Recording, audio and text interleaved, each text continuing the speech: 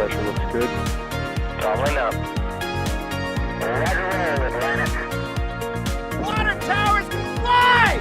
Yes! Tango Delta nominal. Fighting down speed off. Bring in, speed off. Off. Yikes. You bet. Okay. We don't need any more of these.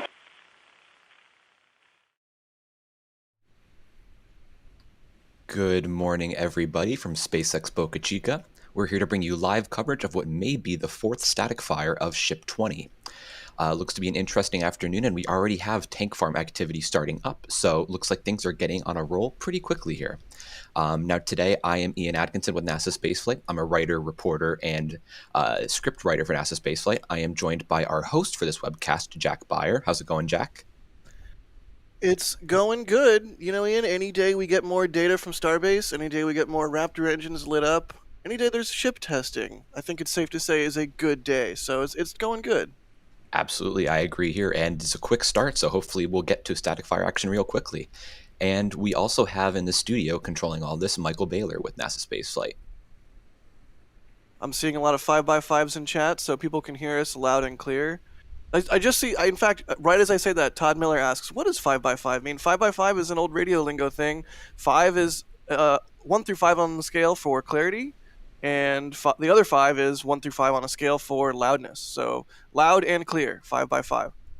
Well, I just learned something today. Whee! Starting off the stream right. Woohoo! Speaking of learning things, if you have any questions, feel free to ask them in chat. Just type at NASA Spaceflight and ask your question, and we will be able to see it in some nifty software that Michael wrote. Absolutely, and if you already look onto the right there, you can see we've got a good bit of tank farm activity. Now that is not the recondenser, which is a major sign that testing is about to begin, but rather that's them spooling up the tank farm and getting everything chilled down, getting the lines chilled down, and that's a great sign that we're about to see some testing starting here at Boca Chica. Sure enough, maybe not normally, but frequently we will go live at recondenser. So if you are expecting that thing, the vent on the right to be the recondenser, it's understandable, but the recondenser is actually visible in this shot to the right of those three vertical black tanks to the left of Ship 20. You can see it. It sort of looks like a little truss structure kind of thing, although that's not what it is, in front of that horizontal white tank behind that berm. So that is the recondenser. That is what we are looking to start up next. For Ship 20's fifth static fire attempt, fourth static fire, because, of course, one of those attempts was aborted. And I think we were just joined by Mr. Stephen Marr. What's up, Stephen? Are you there? Yes, I am. How's everybody doing? I'm waiting on a certain Leany booster to show up to Port Canaveral. What booster number is that? 1069. Nice. Nice. Very cool. Well, thanks for joining us while you wait, Stephen. Actually, just managed to listen to our James Webb broadcast finally, and did a great job on that. I just would like to say that was a lovely broadcast to listen to. Well, thank you. It was cool to watch James Webb finally get wings and take flight, and I can't wait to see what is to come with James Webb. And I understand that the unfolding is going well. Thank goodness. Yeah. That's so exciting to hear. And I was just thinking of it recently. I still can't believe James Webb is in space, because for my entire life it's been on the ground, but Right. now it's in space, and I'm like, now what do we do? Right. What do we look forward to? But there's a lot to look forward to with James Webb. Yeah. I mean, even just science data coming back. So, looks like we have some questions coming in. Killian is asking, what is that structure between Ship 20 and B3's remains? I think that's... It reminds me of the old Raptor install platforms they used to use on the ship. I think that's what it is. But wouldn't it be too big to fit under the suborbital pads? Is that like the orbital pad version? That's a good question now. I'm not sure. I know they did repurpose the old ship engine installer as a camera platform, so that may be what that is, but... Yeah, I'm not positive exactly what that is. Let's see. Boop. And then really quickly, Mr. Bonkers, thank you for the support. They say take some coffee money for the next 12-hour stakeout. Can't wait to see this thing fly. Thanks for the coverage, guys. Thank you, Mr. Bonkers. Stay bonkers. Stay crazy. Goth, thank you for becoming a Red Team member. And thank you to all of our members so much for the support.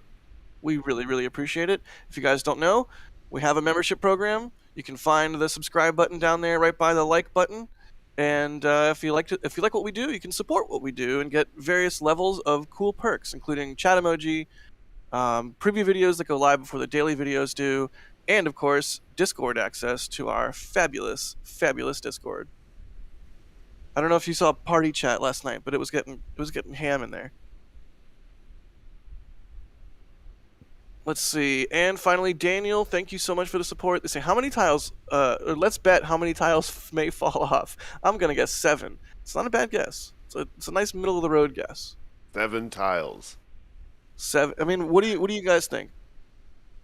Well, I do remember it being said that the tiles are more likely to fall off during a static fire because I guess more of the vibration gets transferred up into the vehicle. So go 4.5.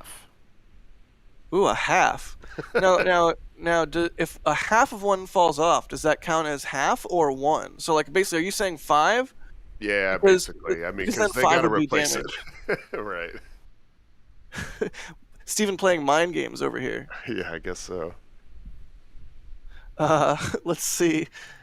Mikhail, thank you. Michael, I mean, maybe it's just Michael. I'm bad at pronunciation. I apologize if I butcher anybody's name. Welcome to Red Team membership. And GB, welcome to Padrat membership. Thank you again to all of our current and our 3 new members. It's awesome. Great way to start off the stream. You guys rule for supporting us so much. And oh my gosh, speaking of support, Rockwell Tory, holy cow, with a $100 super chat. Thank you so much, bud. Congratulations, NSF, on the wildly successful James Webb Space Telescope coverage. Godspeed, James Webb Space Telescope, and Ship 20 Booster 4. Couldn't have said it better myself. Thank you so much, Rockwell Tory, for your vote of confidence in what we do. You better believe 2022 is going to be an awesome year, thanks in no small part to the support from folks like you. So we really extra super turbo appreciate it. And you know, that reminds me. I was just reading the article that we put out last night about, or was it last night? I don't know. Whenever we put it out about Falcon 9 and Dragon reuse for 2021, and was interested in how many Falcon 9s were used to accomplish all 30. What do we come up to? 30 flights, 31 flights. Well, anyway, it was 10 Falcon 9s. It only took 10 Falcon 9s to accomplish all, or 10 Falcon 9 boosters, rather, to accomplish all of the Falcon 9 flights for 2021, which is better than last year because I believe it was 11 Falcon 9 boosters that they used to accomplish all the flights of 2020. I thought that was interesting. No, that's fascinating, and really shows you the benefits of reuse. Yeah, absolutely. It's just kind of mind-bending that we're at a point in time where that's sort of a normal thing. People kind of don't really bat their eyes at boosters coming back into port anymore. I guess unless they're leaning, which unless they're leaning. But for real, it's really great. It's really, really great that we're progressing down the technology path here and to get to rapidly reusable spacecraft, and Falcon 9 is a big part of that. Yeah, I think they only introduced 2 new boosters to the fleet, and those were like it was 67 and 69, I believe, and that was like towards the end of the year. Yeah, you're right. It's pretty wild. Yeah. My favorite is when a booster flies from all 3 pads, 40, right. 39A, and then comes over to the West Coast, or has previously been on the West Coast, and it's like, wow, this booster has been around. It's a traveling man. Yeah, which you just witnessed just recently, right? Didn't 51 just have its 11th flight over there? Precisely. Good old life leader booster. Yeah. Quick follow-up. Chris K with a generous amount of support there saying, Jack, that's the booster Raptor platform to uninstall and install Raptor engines. So that is what that is. Okay. That structure we were talking about earlier. It basically looks functionally the same as the one that they used on ship. It's just much bigger, which makes sense because the orbital launch pad is higher off the ground. I guess orbital launch mount. Yeah. Cool. Let's see. The Trim Network, thank you for becoming a Red Team member. Synchronized, thank you for the coffee money from Australia. It's 2 a.m. in Australia, they say. That's not too bad. Once you start getting to like 3 or 4, it starts to get actually like really late. Then once you see the sun come up, that's bad. So hopefully we don't keep you up too late tonight, and we can get into some ship static fire testing here. Christopher, thank you for the support. They say I was afraid you wouldn't go live. P.S. The leading booster will get some attention. Well, that's why Steven is out there, right, Steven? Yeah, that's right. I've got my ear to the ground, and once we hear that that they're going to be coming into port, I will have to jump out and hopefully give y'all some live views. I've been in contact with DOS, and we're going to hopefully pipe in some leaning booster into fleet cam. So keep your ears open for that. Yeah, if you guys don't know, there are, wow, I can talk today. There are 2 24/7 streams available from NASA Spaceflight on our channel. One of them is Starbase Live, which I wager most of you know about. That is a 24/7 stream from Boca Chica covering Starbase activities. But there's also a 24/7 stream called Fleet Cam, sometimes Pelicam or Birdcam. That is a live camera from the port of Canaveral, and you can see boosters come in. So that'll be something else to look out for today. Very cool. Thanks for rolling out there, Steven. Oh, yeah, my pleasure. I got all the modems and everything charged up last night, and I'm ready to roll when the time comes. Excellent. Awesome. Plutonium 239, ooh, that's dangerous, is saying, when are they going to raise the chopsticks on the orbital launch mount? We don't know. SpaceX doesn't really tell us this sort of stuff ahead of time. So it's really sort of a black box, right? Yeah, it's so they're going to raise the chopsticks when the chopsticks are ready to be raised, and that's pretty much all we can say, because first off, it's a pretty complex mechanism, because not only do they have to move up and down the tower, rotate both individually, they have to hold a 100 to 200 ton booster on them.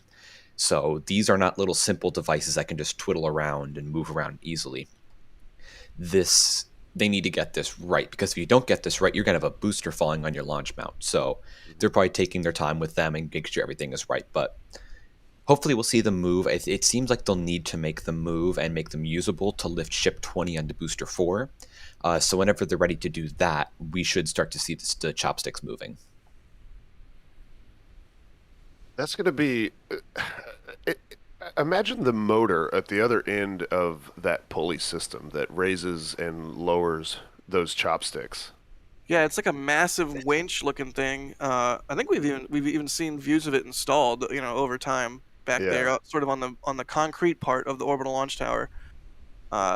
It's a beefy piece of equipment, and there's no shortage of upcoming milestones to look for in Starbase, and one of those is definitely going to be chopsticks activity.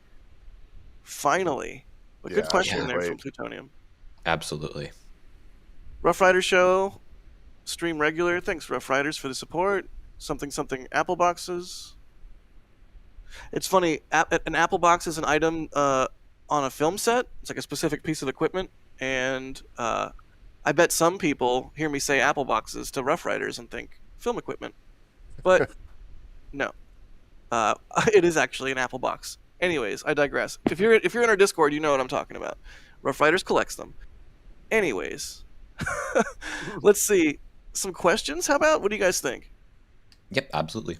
Again, we do not see any recondenser activity yet. We are just seeing tank farm activity. We are looking for activity from that recondenser. It is the small, I don't know what you want to call it, a structure, vent, a piece of equipment in front of that horizontal white tank there on the left. And I bet you Michael is going to draw. There he goes. Already has. Yeah.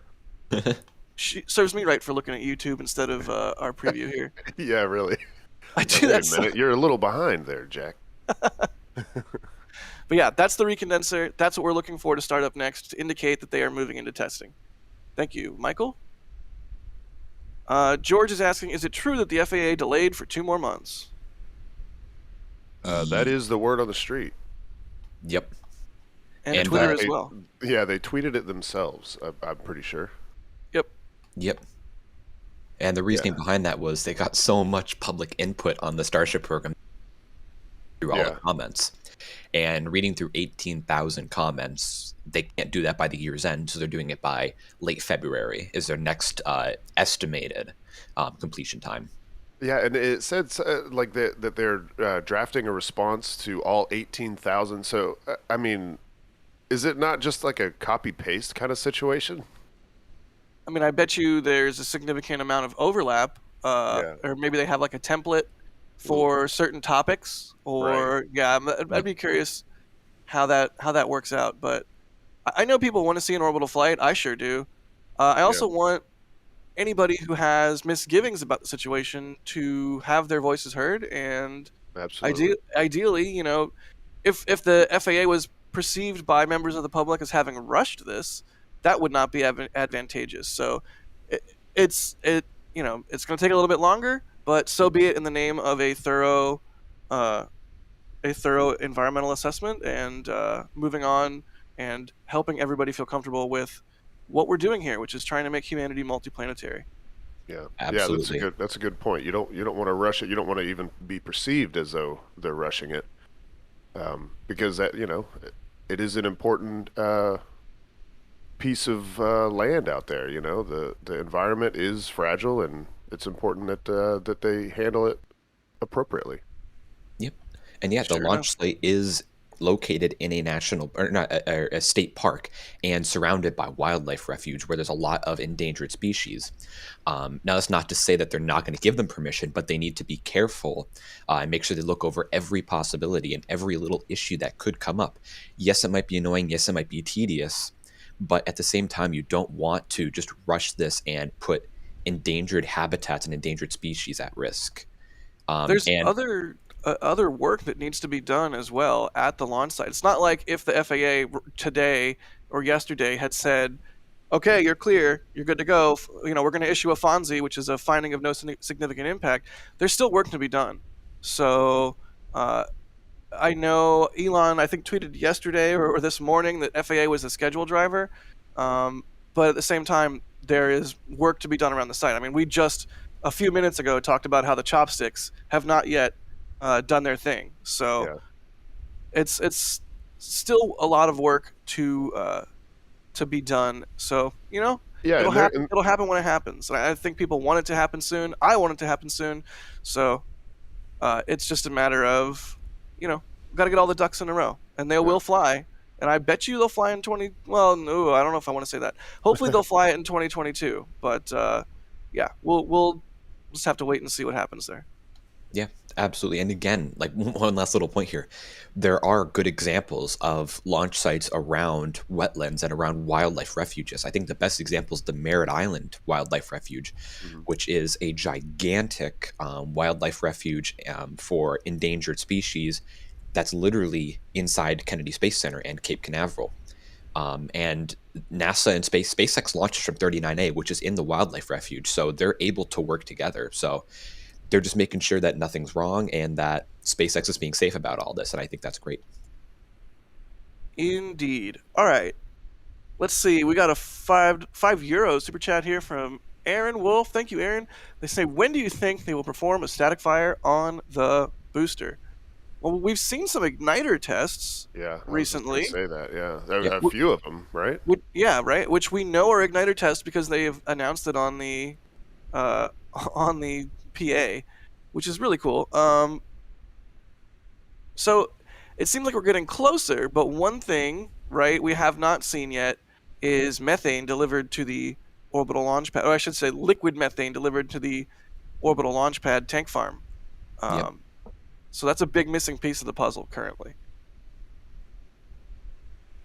And I think, what was it, last night or this morning, the crane, the SpaceX's LR 11,000 crane, was connected to Booster 4, which I find curious. Yeah, that's interesting. Like maybe there's more work to be done on the launch mount. That's interesting to see. But Perhaps. again, like you said earlier, that's a reminder that SpaceX is not ready to fly to orbit right now. Like you said, if the FAA gave them permission, they don't have a ready booster and a ready ship. So there's still a lot of work to be done on that end. Cool deal. Peter, thank you so much for becoming a Red Team member. Avon C, thank you for the support. They say, any news on Starship's oh my gosh, I can't talk this morning.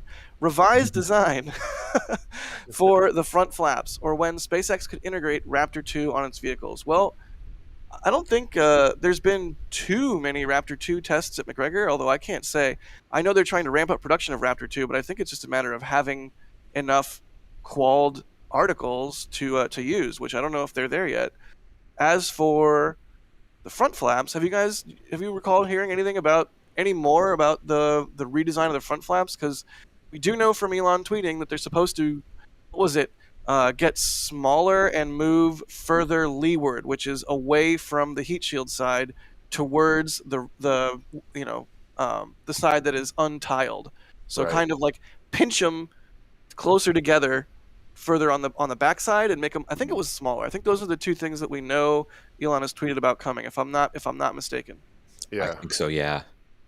And with Raptor 2, he did say that all further Raptor testing in McGregor, which is SpaceX engine and component test site, all further Raptor tests will be with Raptor 2. And that was like a week or two ago. So I think they're starting to get into the point where they've begun production of Raptor 2.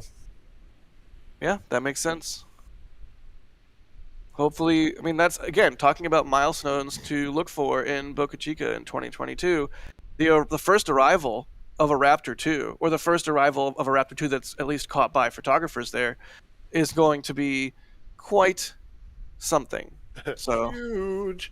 yeah, that's a really big one if you ask me. Whoever catches that gets the gold star for the month. But yeah, that's something we'll have to look out for. And to go back to the nose cone thing, I do want to mention we have been seeing, I think since Tim's Elon interview and factory tour, we've been seeing those new design nose cones. Some people call them the smooth nose cones because they're Yeah. made up of fewer panels. Oh, do we have venting from under the ship? Yeah, I think we do. We do. Look at that. That is interesting. Venting under the ship without a recondenser? Well, is the recondenser on? I'm seeing a plume behind those three black vertical tanks, which is where the recondenser is from this angle. I think And of that course is, it yeah. stops. And yep, Adrian saying in the back channel that's the recondenser. Excellent. But it was not. It does not appear to have been a sustained burst of vapor. I think, at least from this angle, it might just be harder to see. Mm-hmm. Yeah, with But- the white tank. Yeah, But there's a either white way, tank right behind it. We do have vapor coming from underneath ship, so that is an interesting data point. And of course, Very Adrian, interesting. our resident spreadsheet master, will be in the back and in the background and running the spreadsheet and providing us with his analysis as usual. So thank you for that, Adrian. And as you can see on our little chart on the left here, we have progressed to the propellant loading phase. So, moving right along. Great to see. Sure enough. It would be really nice to see some fire before I head out to the port. Fingers crossed. Any word Yeah. on when you have to bail? It could be. As of right now, I'd probably head out in about an hour or so. Word. Cool. Well, Godspeed to all of us, and especially you.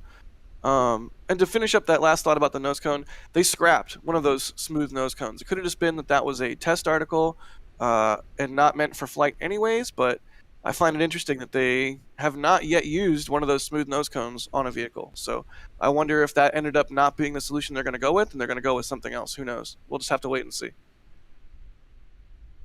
Cool. So if you have joined us recently, this is an expected static fire test of Ship 20. It'll be its 5th test attempt. It'll be its 4th static fire because one of those attempts was aborted. And we are into propellant loading. There is something, I guess liquid oxygen, being loaded into that lower tank at the very least, because we can see the condensation created by such a thing. Let's see. Tarek, thank you for the support. Smooth Juice, thank you for the support. They say, hey guys, great to see more testing. How much money do you think the FAA delay will cost the program? don't forget to smash the like button, peeps. Thank you, Smooth Juice. I don't think it'll cost them necessarily money, because they're going to have to do all the things they need. Again, SpaceX is not yet ready to launch an orbital stack. If FAA today said go for it, SpaceX still has work to do. So there's things that still need to get done, regardless of an FAA delay, I think is a safe way to answer that. Would you guys agree? Yeah. Yep, I agree.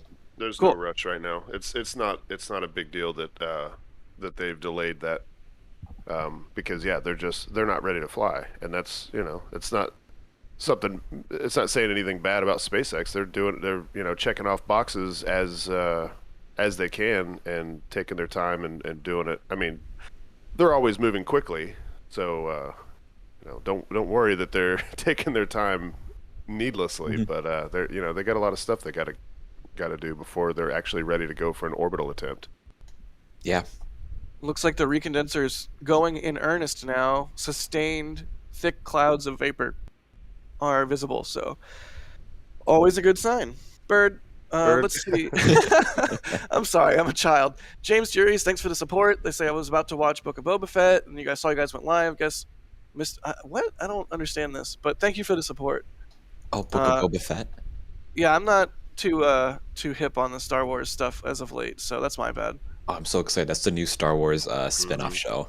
Yeah. I mean, I've loved Boba Fett since the early days, like back before Boba Fett ever really spoke, Mm-hmm. I'm glad to see a whole series devoted to Boba Fett. That'll be fun. And I'm over here still like, I should watch The Mandalorian.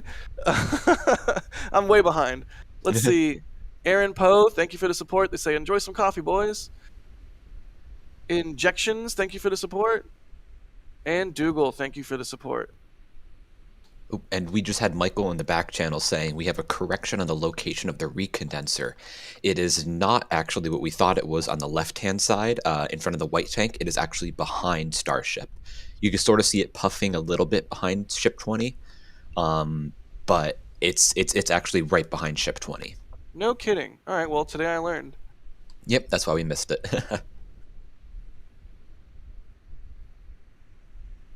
And look at that venting coming from, I don't know if that's coming from the mount itself, or we're just seeing condensation again from the recondenser, but this is a cool angle.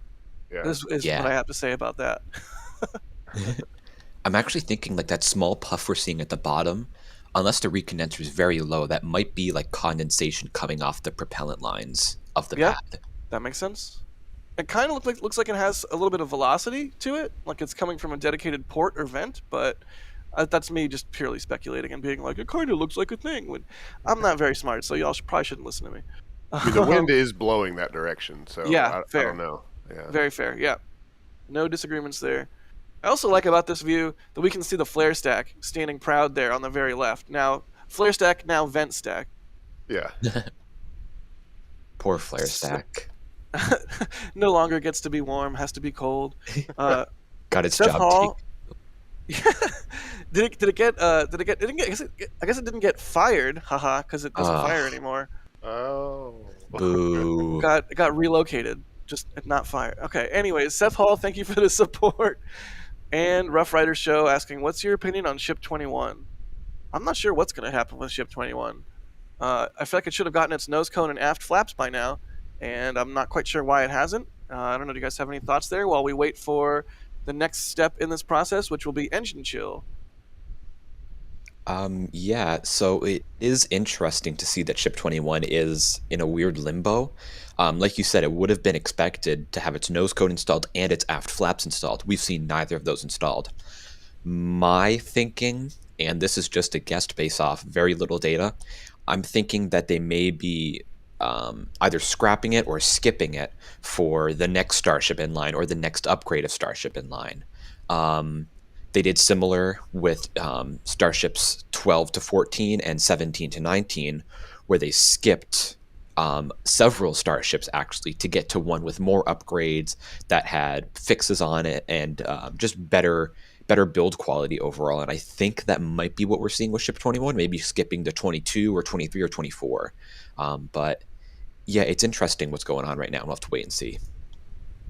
It's wild to me that they would build an entire ship tank section and all, cover it in thermal tiles, and then go nope, and skip to the next one. But we saw a very similar thing with Ship 16. So that's a very astute observation, Ian. That might just be what happens, and no love lost. SpaceX. I always think like, by the time these vehicles are built and on the pad, they're basically obsolete as fast as this test program moves.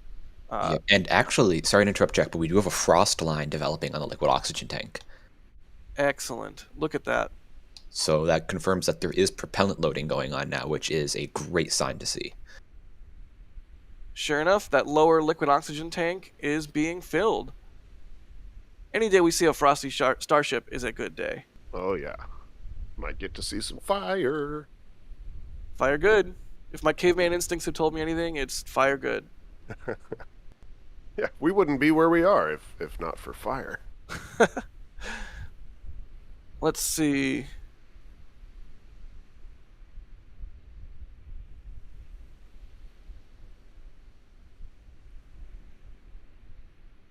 And it's good to note that this angle is being brought to you by our very own Boca Chica gal, Mary, out there in the field. She is spooled up and is bringing you this ultra fine camera view. And of course, we'll have some excellent different views for a video later today, should static fire happen, or if not, because that's what Mary does. She's out there every single day. So thanks to her for that. Let me get some thanks, Mary, in chat. Yeah. Y'all know what to do.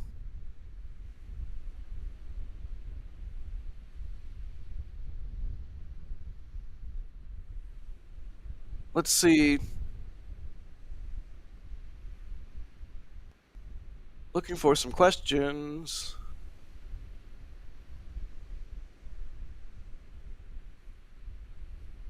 Mark, I'm not sure. Oh, and I hit the wrong button, of course. Oh boy. Don't you love when that happens? Yeah.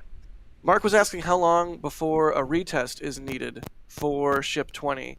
How long after this static fire? Which I'm not quite sure I understand. Sort of. I think. Yeah, I saw that question. I think they're asking, like, if they static fire today, how long could they wait for, say like an orbital attempt before they would want to go ahead and static fire again? Like, how long is that test good for? Is it indefinite, or is it like, do they need to redo it after a month, to make sure that all the valves and everything are still working? Or Yeah. I don't even want to guess. I'm not. I don't know. Yeah, I mean, it's. I understand. I think the nature of the question is because it's out there in the salt air and stuff, and at a certain point, you want to verify that everything is still good to go. But I don't think we really have a good answer on that. yeah, I mean, again, if you think about it too, I'm trying to draw comparisons here, but I can't really think of any. I mean, with Falcon 9, they do static fire a Falcon 9 before it launches payload, typically, And right? Sometimes they skip it, but definitely not all the time. And when they do it, it's typically within a week before, usually just a few days, but I think we've seen as much as a week before the flight. So Yeah. maybe something along those lines. But look at that. Is that that's a lot of condensation under the ship right there. Do you guys see that? Yeah. Oh, yeah. Yeah, it looks like that might be coming out of the ship, actually. Yeah, it looks like it might Maybe be coming out of the engines. Maybe engine chill, question mark? Yeah. Although we haven't seen those vents on the side that are typical of engine chill. We're getting into an active vehicle state here, which is excellent. We'll see if Adrian has any news for us in the back channel here. Yeah, cool to see this. Adrian, give us the time. Come on, you can do it.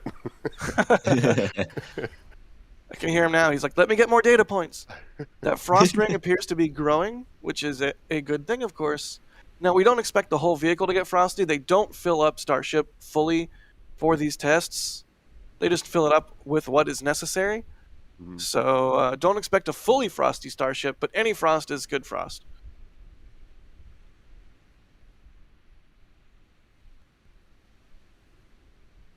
Matt, here's a really good one. Matt is asking, why is another static fire necessary? Didn't they already light all 6 engines successfully?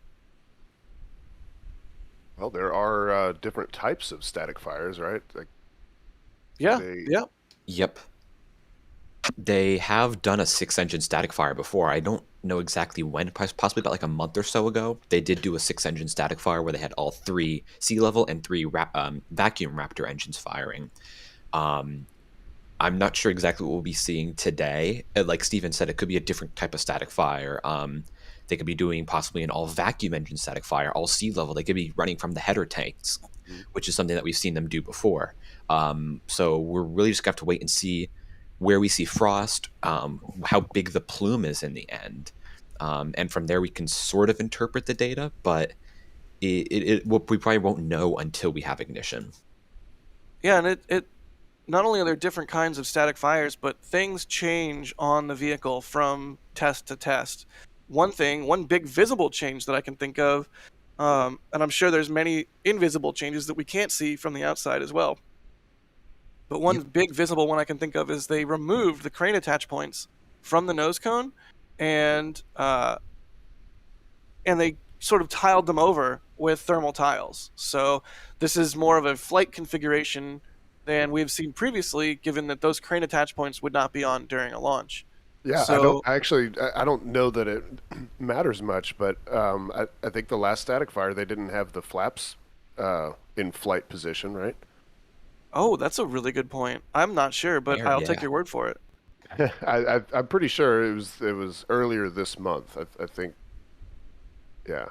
Yeah, now they kind of just keep the flaps out, which, I mean, for serial numbers 8 through 15, it was like we're only going to open the flaps when it's ready to go. It was like, Yeah. oh my gosh, the flaps are going to be open. Like it was a rare sight, and now it's kind of a normal thing for them to just be sitting there on the pad with the flaps open like that. So I heard a cat. Meow. We were But also, warned that there might be a cat visiting us in the in the comms. we have a special guest on the stream. Yeah. And actually talking about new hardware too, they did install some sort of paneling around the sea level engines. They might be like insulation to keep the engines from overheating and radiating their heat into each other. But we did see some sort of paneling being installed under the engine. So maybe this is a thermal test of that. Maybe this could be a vibration test of that. Maybe a test of a bunch of different things, of some hardware changes they did, software changes. We're not exactly sure, but nevertheless, we do have an exciting static fire planned for hopefully sometime very soon. Yeah. sure enough.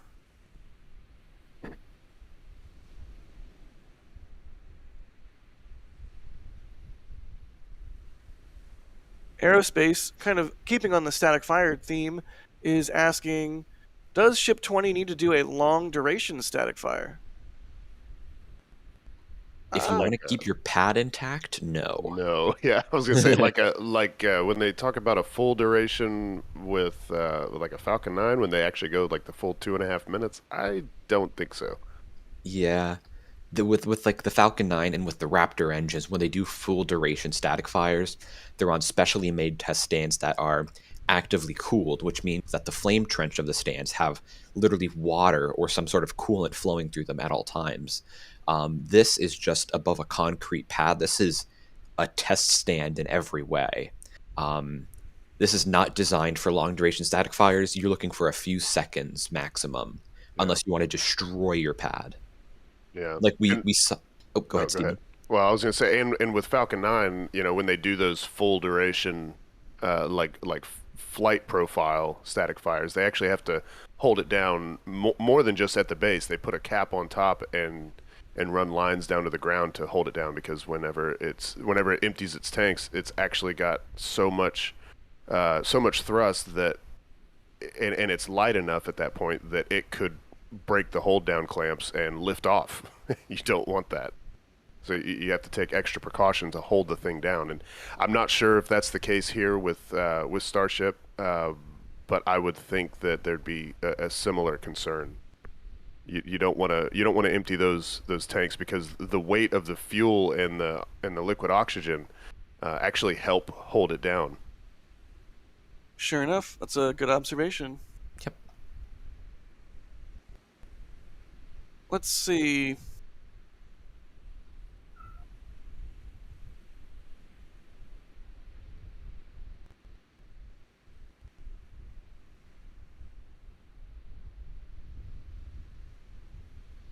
Tony Blue is asking, with the prospect of 3+ Falcon Heavy launches in the new year, is this the right step to see more of this configuration? I presume they mean Falcon Heavy.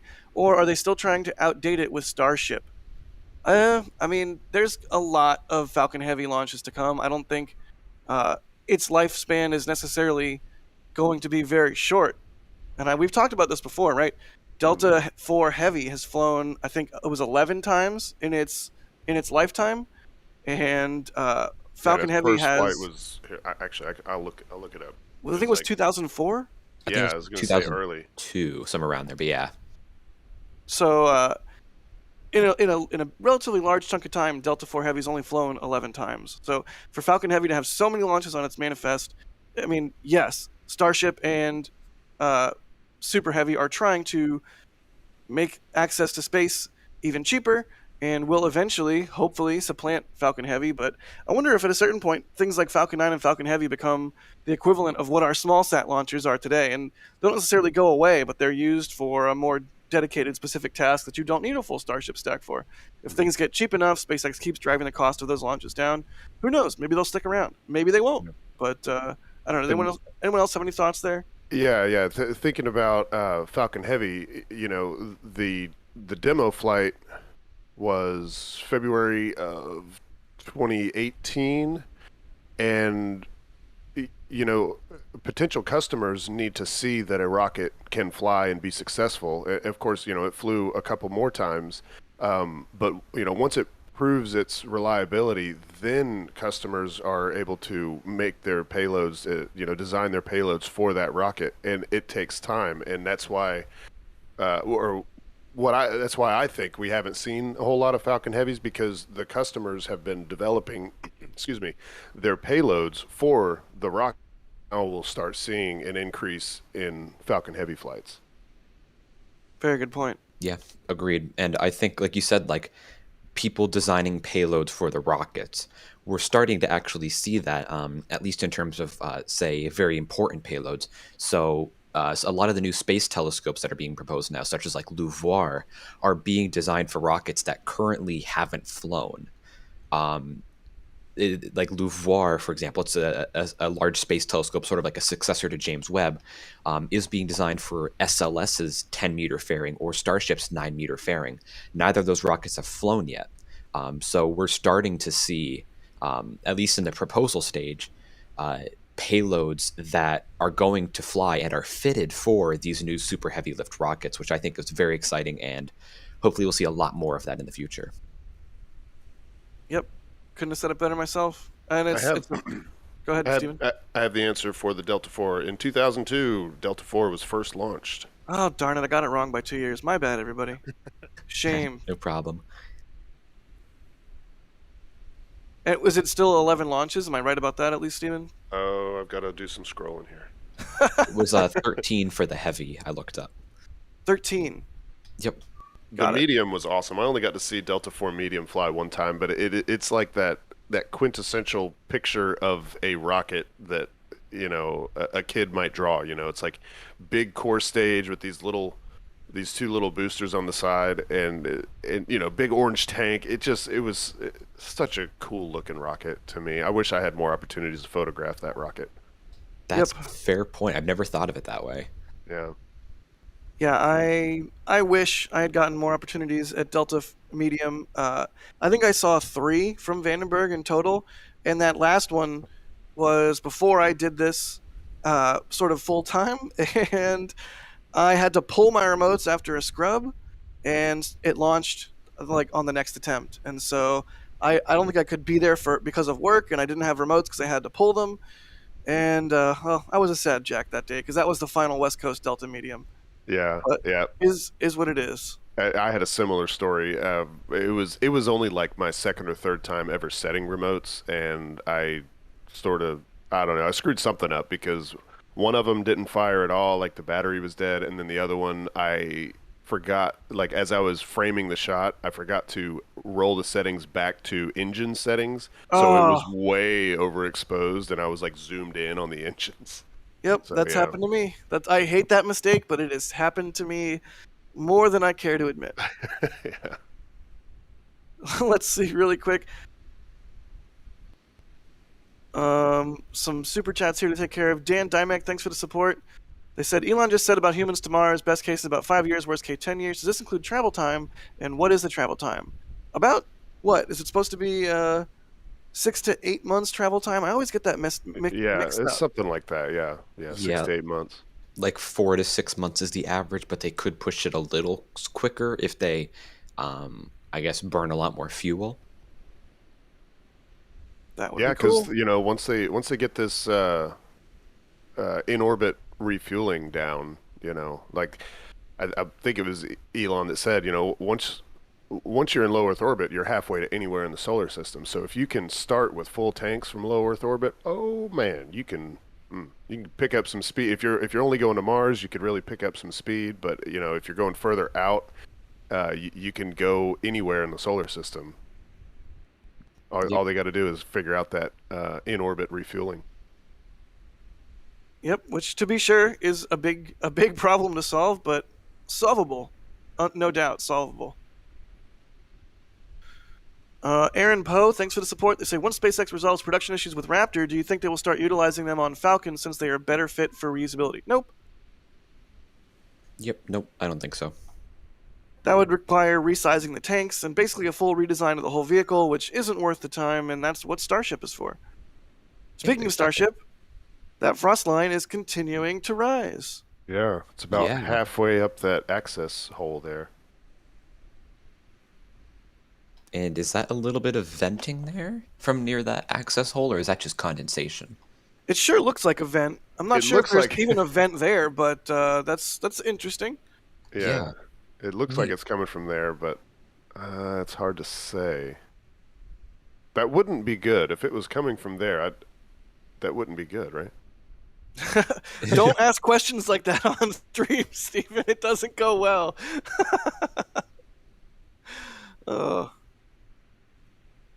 Yeah, maybe there's a vent there that we're forgetting about, or that's been relocated. Hopefully, it's not coming from the hatch itself.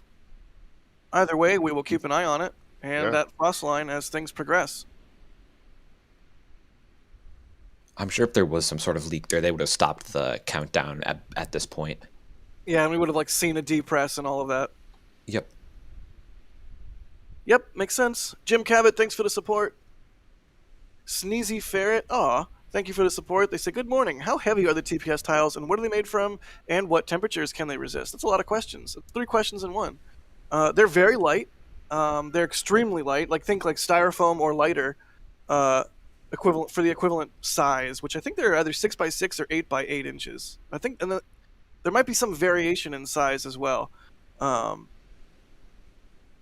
But they're extremely light. We don't quite know do we know what they're made from? What actual material it is? Because it's not the same as Dragon, which is pica, right? Phenolic impregnated carbon ablator. Right. These are right? Right, thank you. These are different construction, although I don't know off the top of my head what their composition is. I don't know. I've driven by where they make them, and I can't see anything. I can't tell you what's in there. They're made of tough rock, which is, I think, sort of a derivative of the shuttle tiles. And again, I could be completely wrong there, but they are made of tough rock. What that is, I'm not entirely sure, but I do know the name. Sounds tough. Yes, sir. Almost like rock. Yeah. I'm glad you did it, so I didn't have to. Thank you, Ian. I'll take the heat. And I mean, we've never been given a figure on what sort of temperatures they can resist, but suffice to say they can resist the heat of orbital re-entry. Yep. At least that's the hope. Haven't we seen? Oh my gosh! Didn't they affix some tiles to a Falcon 9 second stage or something at one point? Yep, they fixed tiny tile segments to the side of a Dragon 1 for a space station resupply. Thank you. So they've studied this material on an actual, factual orbital entry through tests like that. So hopefully it works. Yep. I doubt SpaceX would be this far along unless they were confident in it, but crazier things have happened. And looking up, that was actually on CRS-18, so the 18th resupply mission. Thank you, Ian. Gavin, Matthew, thanks for the support. They say, will they reattach the crane lift points in order to lift onto the booster, or is there a way to move it and use the new tower? That. We Oh, have look at that vent. the vents. What are those Oh. called? The bi vents now, I guess. I suppose so. And Yeah. that would be engine chill, right? Yep.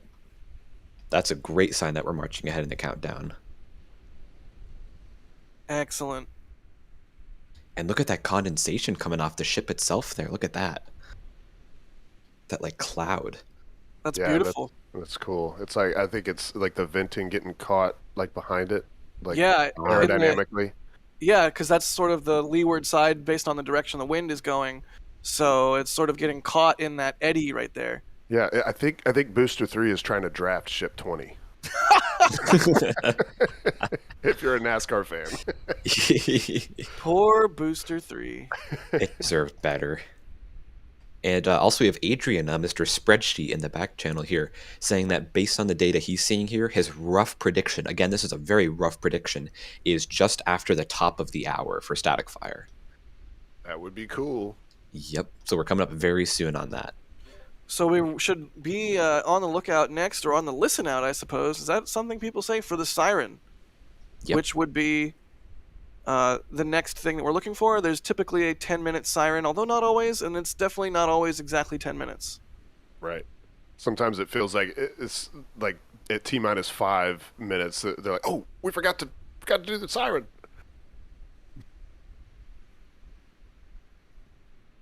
Yeah, I always imagine there's got to be some amount of delay between when they're told to do the siren and when they do, and it's like, okay, go, go, go, go, go, go. Yeah.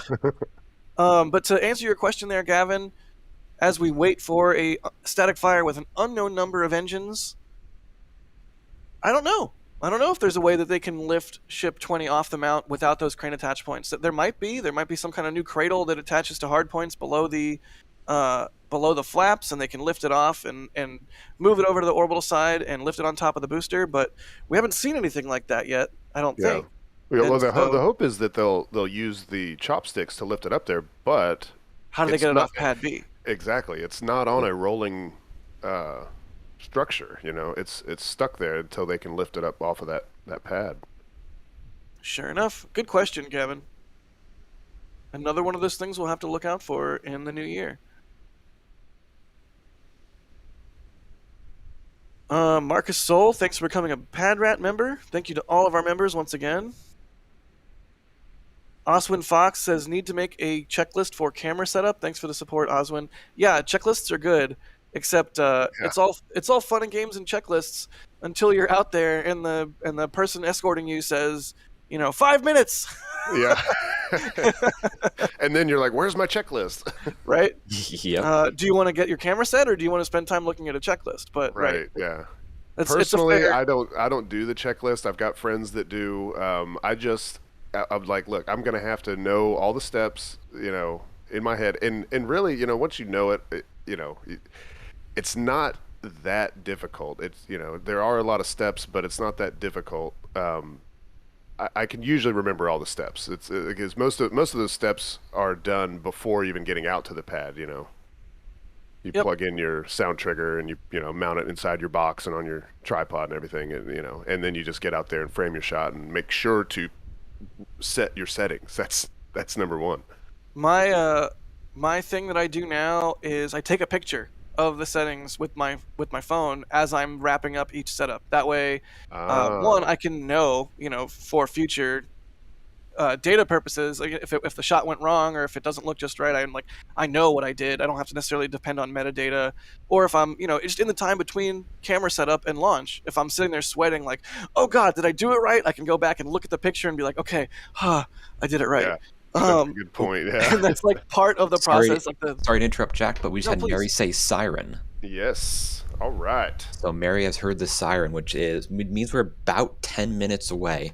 Now, again, that siren is not, they don't look at a stopwatch and go, okay, 10 minutes away, boom, start. Yeah. It's approximately, so we've seen it, I think, as close as like 6 minutes away, but also as far as like 12 minutes. So we're getting close. That's a very good sign. Yeah. It's not tied into the countdown. Yep. It's somebody pushing the button for the siren inside their police vehicle. Yep. And also, Adrian did mention again in the back channel that with the camera view that we just saw from South Beach, we are going to get a good view of the water deluge starting up. And that, again, is a great sign that we're about 30 seconds to a minute away from static fire. So again, be looking at the base of the pad to see the water deluge system start up. Yeah. And we're seeing some puffing there on the, I don't even know, do we call it the bi-vent? Because it's not the tri-vent anymore, because there's not three of them, there's two of them. Right. Yeah. I've still heard people call it the tri-vent just because that's kind of historically what we called it. But Yeah. But yeah, you're right. There's not three of them because if it's tri-symmetry, then the third one would be right behind the tiles on the windward side. Sure enough. Yep. And there's no longer even 3 engines on the vehicle. There's 6. So I mean, I remember back when we were calling it the tri-vent and there was 3 actual vents, we sort of correlated 3 engines, 3 vents. It's a simpler prototype, but we knew that at a certain point they're going to have to do some sort of rerouting, and we speculated, oh, they're going to have a manifold or this or that. So now it's just a bi-vent, and I think it makes more sense just to call it the engine chill vent at this point. Yeah. Agreed. And look at those vents pulsing, which is they're pulsing as we talk about them. It's like, hello, hi vents. The vehicle's coming to life, and that's just really cool to see. Yeah. And we'll be sure to shut our yaps when we see fire so we can get sound from that event without us talking over it. He says, knowing that he has in the past accidentally talked over it. Yeah, something about computer issues or something, I remember. I don't want to talk about it. Okay. Well, you sure did then. Steven, I thought we were friends. That was a nice yeah. cold burn.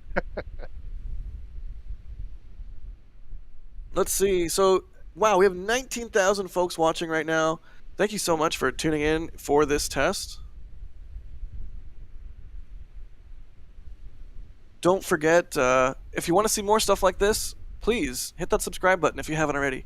And hey, right near that subscribe button is a like button, which if you like what we do, hit that. And it'll help the computer algorithm stuff know that you like our feed and surface more content that we make for you. So thanks everybody for tuning in. We are hoping for a static fire of Ship 20 here shortly with an unknown number of engines. And it seems to be quite imminent. Let's see. I'm going to run through some super chats real quick. James Juries, thank you so much for the support. The problem with doing super chats, though, is all these are really good questions. Like, do they need to do the PEA, the environmental assessment? Does that need to be finished for them to static fire a booster? Do we think they'll do a subset of the 29 engines? And did we see the arm wiggle test? Yeah, we saw the arm wiggle test. That was a hoot. But no raising and lowering of those arms. As for subset of engines before a full 29 static fire, yes, I think we'll see that. I think it's a safe bet. As for needing the environmental assessment to do a full engine test, I'm not sure about that. Anybody else want to chime in?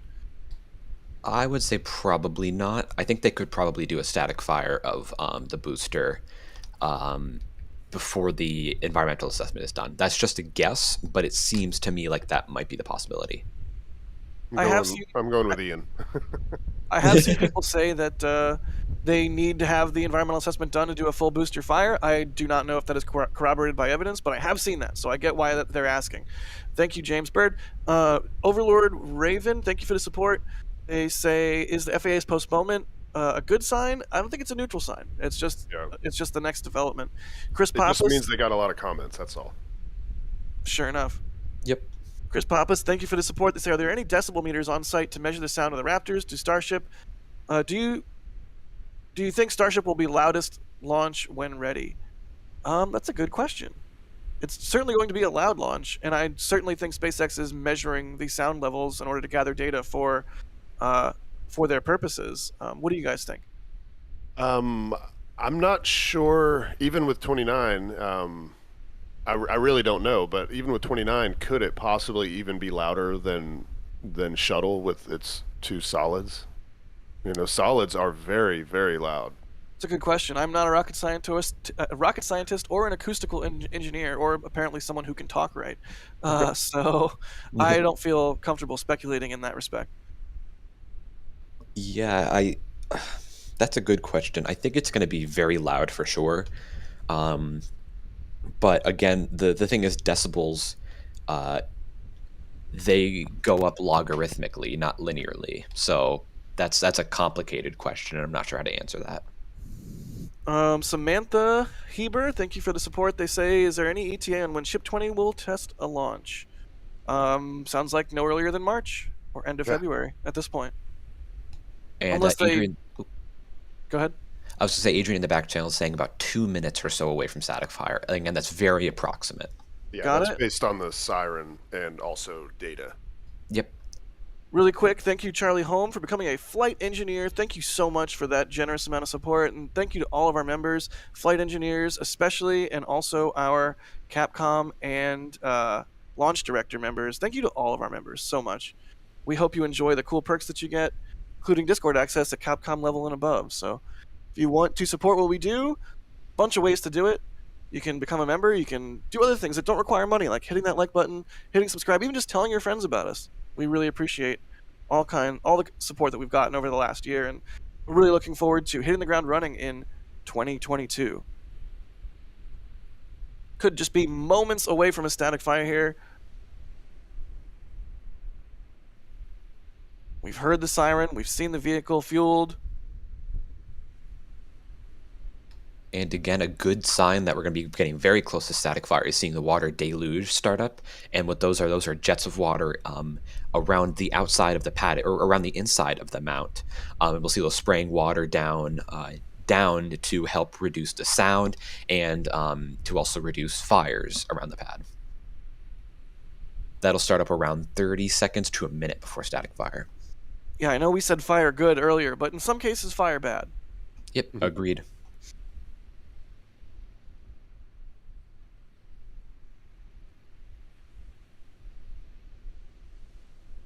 It's like I don't even want to talk at this point. Yeah. Darwin, thank you for the support. Koa, thanks for becoming a red team member.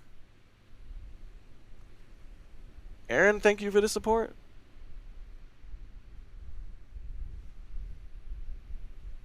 Rich F, thank you. They're asking if there's a plan for static fire of Booster 4. I mean, surely there's a plan. We don't know what it is yet. Will it fire on the orbital launch mount? Yes, that's the plan. I think that's one thing we can say safely.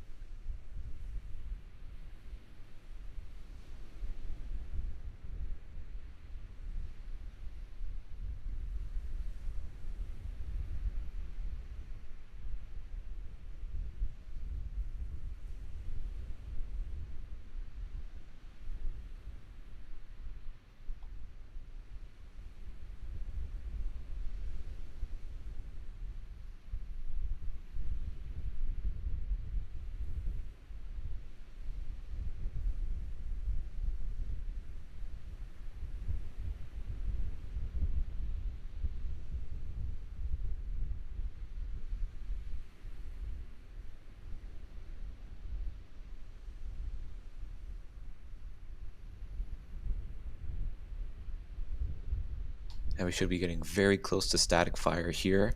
We'll see those, the vents puffing. As they puff, that means we're getting closer and closer to ignition.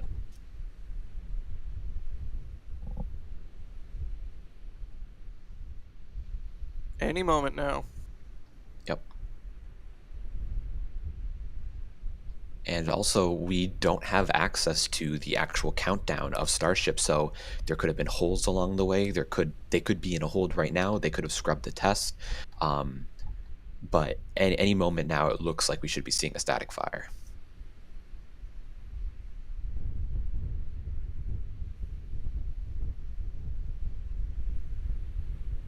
Adrian pointing out in the back channel that we are now 10 minutes after the siren.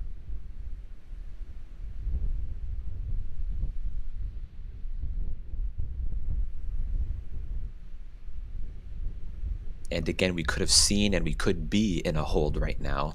They have installed some new hardware onto the ship. Maybe they're testing some new software, and you want to make sure you have everything right, especially when you have a major test like this, because if you have something go wrong, you could lose your vehicle. So If there's anything that looks a little off, there's no shame. There's no problem in holding it. That may be what we're seeing right now.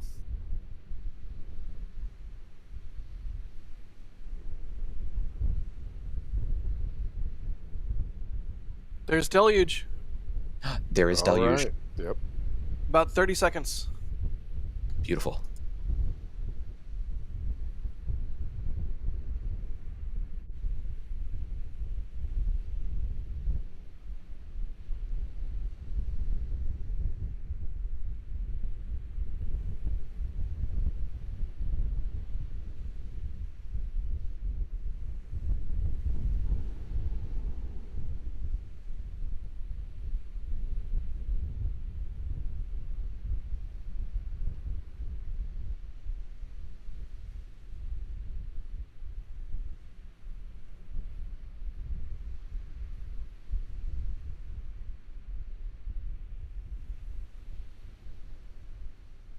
Well, that looked fantastic. Yeah, it did. Yeah, it did. Yeah, we had a Cool. great view there. I believe that was Mary's angle there that we were watching, right? Yep. Or, well, no, the one we saw before. This is Mary's angle. The one we Oh, saw this is before. Mary's here. Okay. And we'll definitely have footage for replay. Of course, you know, y'all out there, y'all know that there's a daily video that comes out from Starbase that is filmed by Mary and Nick out there in the field, and we will have replays from all of our available angles. Yep. So did anybody count that? Do you have an estimate on how long that static fire lasted? Well, first I want to ask, do you think that was a static fire or a pre-burner? Let me go back and Okay. look at it again. Yeah, I'm that's looking at it now. It was about 1 to 2 seconds, and it looks like Definitely a static fire. only the sea level engines. Or actually, It did. Yeah. Well, let me look before I say anything.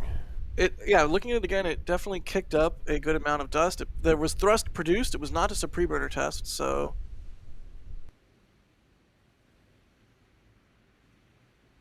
Oh, what a gorgeous shot. it might just be my eyes deceiving me, but it looks like I might be seeing a plume from the Raptor vac engines, but it could just be a product of my imagination. I feel like you can just barely see one of those one of the vacuums on the very edge fire up, sort of delayed from the ones on the center. But yeah, I could just be seeing things. I do. Speaking of seeing things, I see some tiles falling off. Yep, Oh, no. I saw at least one falling off. I think it's 4.5. Nice, Steven.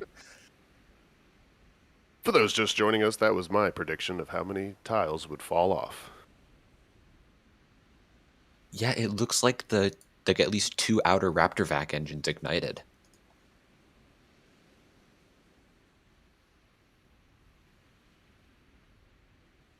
Yeah, and that looked amazing. Is that a drone? Looks like it, SpaceX Oh. drone. Yeah. Nice. Also, It looked a neat amazing, fact, and I think there was audio, which certainly will be used in the daily video that we were talking about. I think it was just muffled from wind conditions and whatnot out there. So I mean, we did have audio of it. I don't know. I didn't quite hear it, but we'll see what we can do for the daily video. Yep, But we yeah, got look a lot of different angles to catch it from. You can see it's very windy out there right now, both with the brush in the foreground and the vents coming out of the ship itself. It's a windy day out there. Sure enough. And also, we have not seen any depressurization vents, which are interesting. Yeah, vehicle appears in a steady state after testing. We'll see if they decide to test some more in some way, or what will happen next.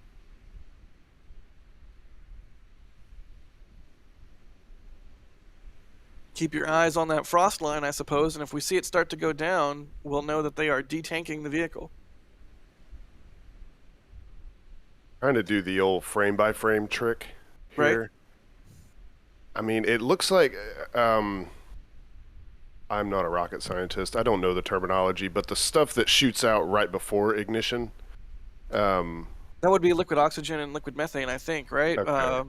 as the engine's turbo pumps spin up. Is that what you're talking about? Yeah, yeah. It looks like it just comes from the center, but then I also see what Ian was talking about with it. It kind of looks like on the right side, like one of the vacuum engines may have ignited too. So I'm not sure what I am looking at. I'm going to leave that to the pros. I see two vacuum engine plumes, one on the left side, one on the right side. Okay. And I've been told before that it seems like they ignite or start ignition a little later than the sea level engines. So that kind of lines up because you see the sea level plume first and then the vacuum plumes very quickly after. Yeah, that's Yeah. I believe I'm seeing the same thing there, Ian. So it looks like we may have had a 6-engine static fire there. Very cool. Oh, and look at the Boca Chica Air Force Wow. on display. Look at this. Ooh. You couldn't have said that at a better time. Wow. Beautiful formation flight. Yeah. The amount of skill required to do such a thing, how delightful. Right. How do they train them to do that? So we're talking about figuring out what they're going to do next. Another good indicator to watch for is that flare stack, now vent stack. After previous tests, we've been seeing that sort of vent a large plume, and we also have not seen that yet. So keep your eye on the flare stack / vent stack. I don't even know what to call it. I want to keep calling it a flare stack, even though that's not what it's used for anymore. That is on the left there on this shot, on Mary's shot that we're looking at right now. That is on the left, directly in front of the leftmost of those 3 black vertical tanks. You can see it pretty clearly. So it is inactive right now, and we're just sort of waiting to see what happens next. I think it's time. We watch some replays. How about you guys want to watch some replays? Yeah, Or let's do that. I love it. And actually, Mary already... Oh, go ahead. Sorry.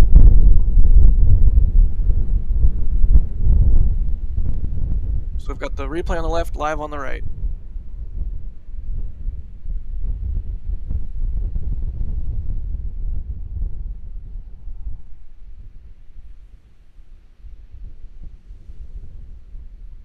Love it. Cool. Very cool. And yeah, it looked like a very energetic and very quick dust cloud, which Yeah, kind it of cleared lines up. quickly.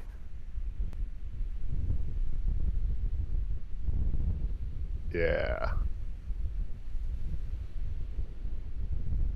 Looked like a very clean firing. Yeah. No Yep. like residual fires that we've seen sometimes. Yep, very quick too. Here's another replay, different angle.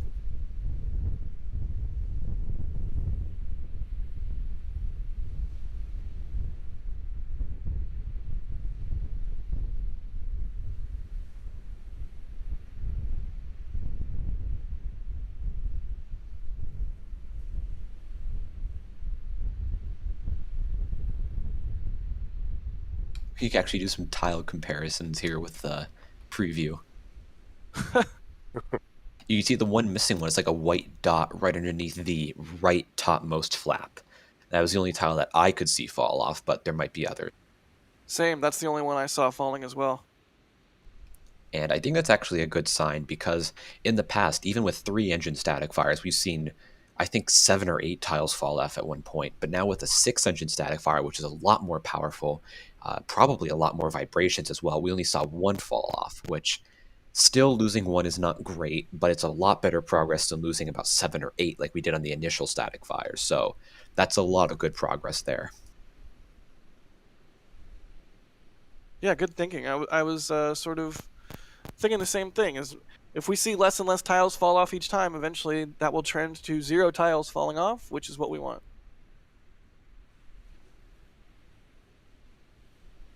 And also, you know, it might be worth noting, this might not even be a good point, but,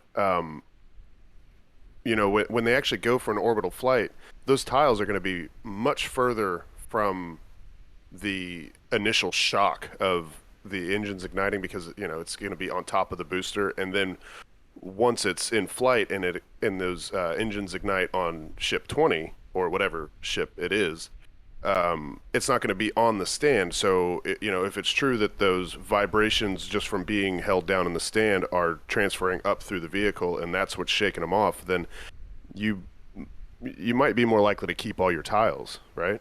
Does that make sense? Sure Yeah. enough.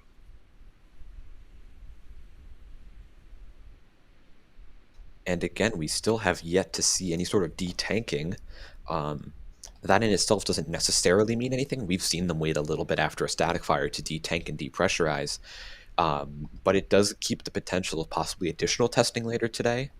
But again, we're going to have to wait and see because, as you can see, there's still a steady frost line there. There's still liquid oxygen inside the vehicle.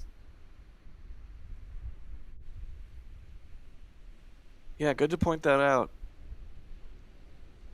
Watch, they just pop the GSE-4 tank for funsies in the meantime.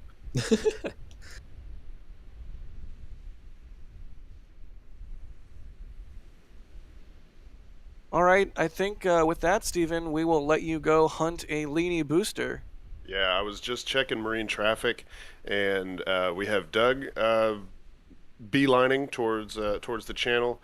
I'm not sure if we're waiting on any other traffic to leave the port, but I don't want to risk missing it. And everybody out there that is into the fleet stuff, we're gonna try to bring you live views on over there on Fleet Cam.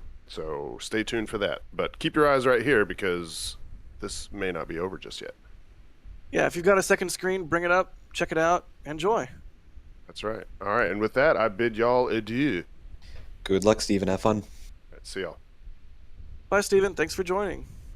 So yeah, now we're kind of in stakeout mode. We're going to watch and see if the vehicle, what it does next. If they detank, we're going to watch that vent stack there on the left. We're going to watch the vents on the vehicle itself. And if we have a second screen, we're going to watch that booster come in on Fleet Cam at the same time. No shortage of spaceflight activities today to watch. Yep, very cool to see what's going on here, and it's gonna be a tough decision if you only have one monitor. What do you watch? SpaceX Boca Chica or SpaceX Fleet Cam? SpaceX Port Canaveral activities, I should say.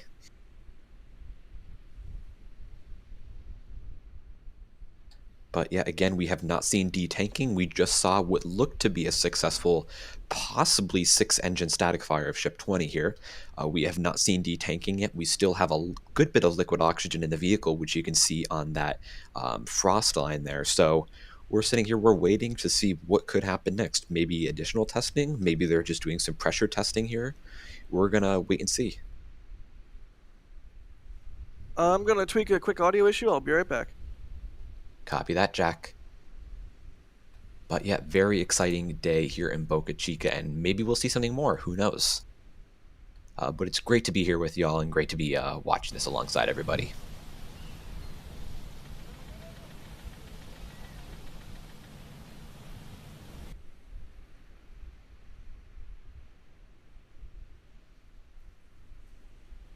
And we're seeing some little bit of venting there, but not an awful lot. I'm going to move on to some questions here while we're waiting.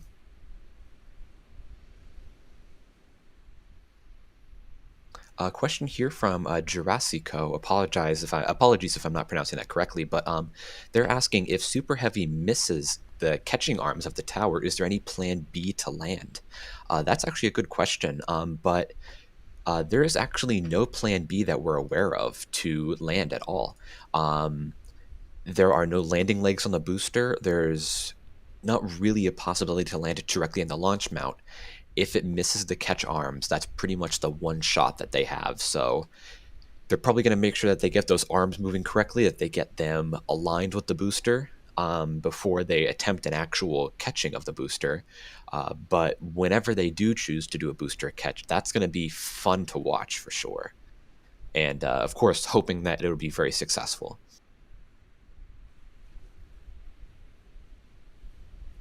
But thank you for that question there.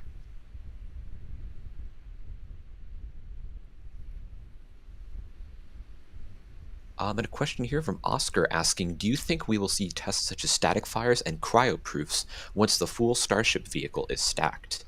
That's a good question. Now, obviously you can't static fire a Starship when it's stacked on top of a Super Heavy, but you could, and they probably will, static fire Super Heavy with Starship on top of it. They would probably want to get that sort of vibrational and load test data that you would get from having a ship on top. So yes, pretty likely they will do some sort of testing, but you can't do a ship static fire while it's stacked on a boost. And we have Michael here in the back channel saying that he has more replays of this past static fire for us to watch. So let's tune in.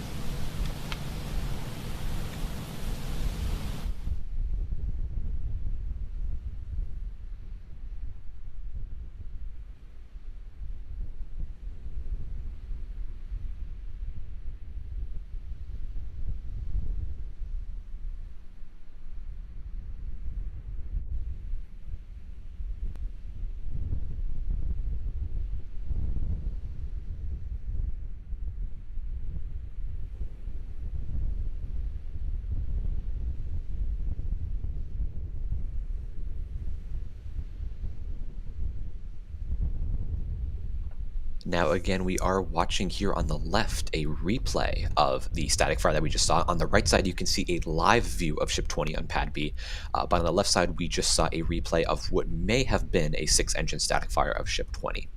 It looked to be a good static fire, about 1 to 2 seconds in length, and it looks like we may have had Raptor vacuum engines ignite as well. So very cool to see. This was the second 6-engine static fire that they've done so far on Ship 20. And we got another view here from one of our robotic cameras. The previous view you just saw actually was from Mary in the field. She has a camera that she spooled up from a safe distance away.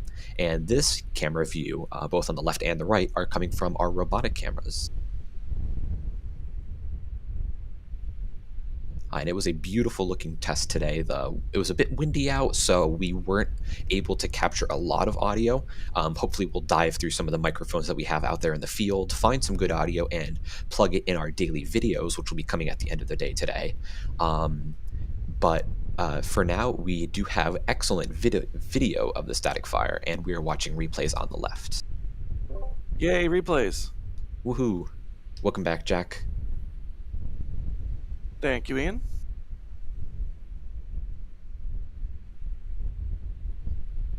But yeah, very good day here so far. And here is a live view of Ship 20 on Pad B coming from Mary. And again, like we said before, we have not seen any detanking or depressurization yet.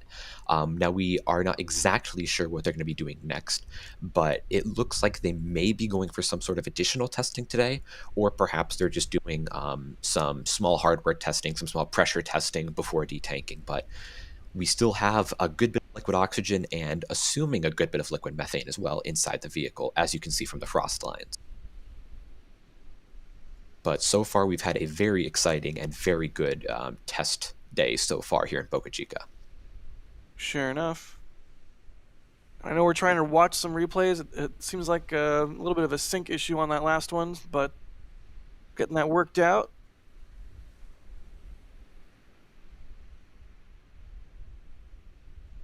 Synchronized, thank you for the support. Patrick Lipsinick, thank you for the support. Is the second stage on Falcon Heavy bigger? If not, will it become bigger in the future? I don't think so. Well, I know it's not bigger, and I don't think it'll become bigger in the future. Ian, any thoughts there real quick? Yeah, it uses the same design. Second stage of the Falcon 9, no bigger. But there are designs in place should any payloads need it to stretch the second stage of Falcon 9, or sorry, a Falcon Heavy, according to Elon. Nice. Kenny, thank you for the support. They say, how do you think they will keep the mental health of astronauts stable during an interplanetary trip to Mars? I mean, I'm sure there's various... Look at that vent go. Oh, that's depressurization right there. Cool to see that. So... Yep, that is a double sustained vent. That is characteristic of depressing the vehicle after a test. Yep. Still 6 hours left in the window today, or 5.5 hours. So who knows what they might do, but... Sorry, go ahead. What were we going to say, Ian? What's interesting? Oh, no, I don't think I was going to say anything. Oh, we actually do... The engine chill vent is going now. Interesting. Maybe they're just purging the lines around it, but that's strange to see. Yeah, thanks for pointing that out. Very cool. I mean, well, like anything with Texas Tank Watching here, we're going to have to wait and see what happens. Kenny, as for your question about mental health of astronauts on the trip to Mars, I am not a mental health expert. I do not feel qualified to speculate, but surely there will be many measures in place to help support travelers to other planets' mental health. That's a very important thing. Yep. And we just had confirmation in the back channel. Michael's correcting me. We do actually see the engine chill event normally during detanking. Sure enough. Okay, so yep, characteristic of detanking. Yep. Here we go. Got another replay queued up. Let's see if it works this time.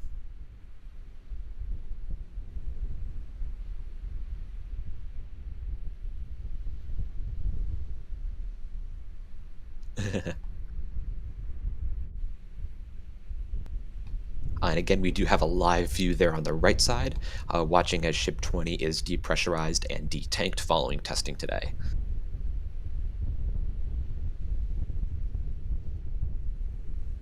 Left side before test, right side after test.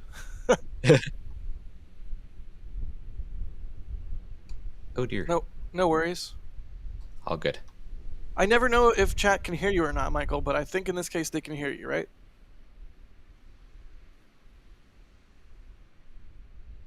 Oh, well now I'm just talking to nobody. We're talking to a ghost.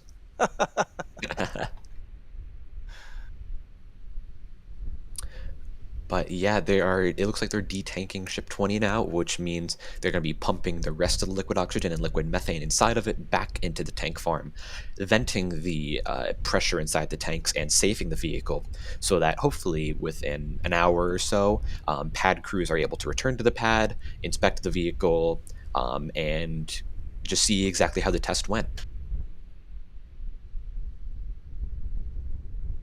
Would love a tweet from Elon saying, good static fire of X number of engines. You know, looking forward to next test of something. Who knows? Some information from Elon on Twitter would be great. Yep.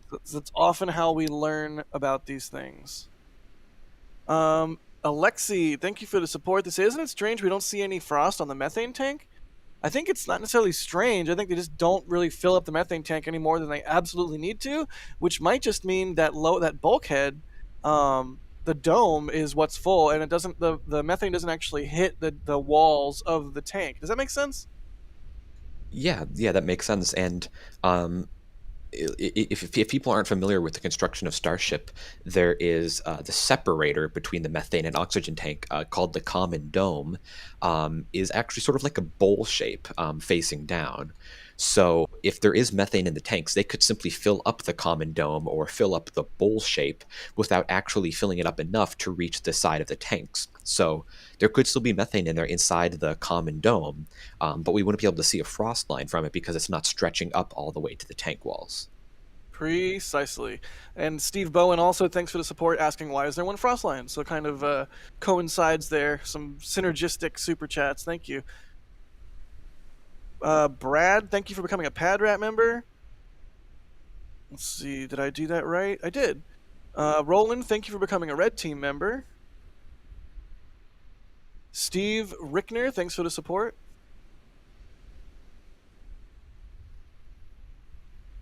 I'm not even going to try and pronounce your name. I apologize. Thank you for the support.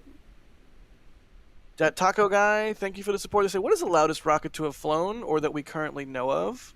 Do you know that off the top of your head, Ian? Loudest rocket to have flown. I want to just guess Saturn V as the biggest, but I don't know if biggest necessarily equals loudest. That's just what my child brain wants to think. Yeah, I would guess either the Saturn V, the N1. I don't think Falcon Heavy would be that far up there. Probably one of those two, Saturn V or N1. I feel like Shuttle would be above Falcon Heavy, but I'm not positive. I mean, those large solid motors are something to be reckoned with, and something that means I, for one, am very excited for SLS to fly. Me too. That's going to be so exciting. It's going to be even more powerful, louder, bigger than Shuttle. It's going to be so cool to see.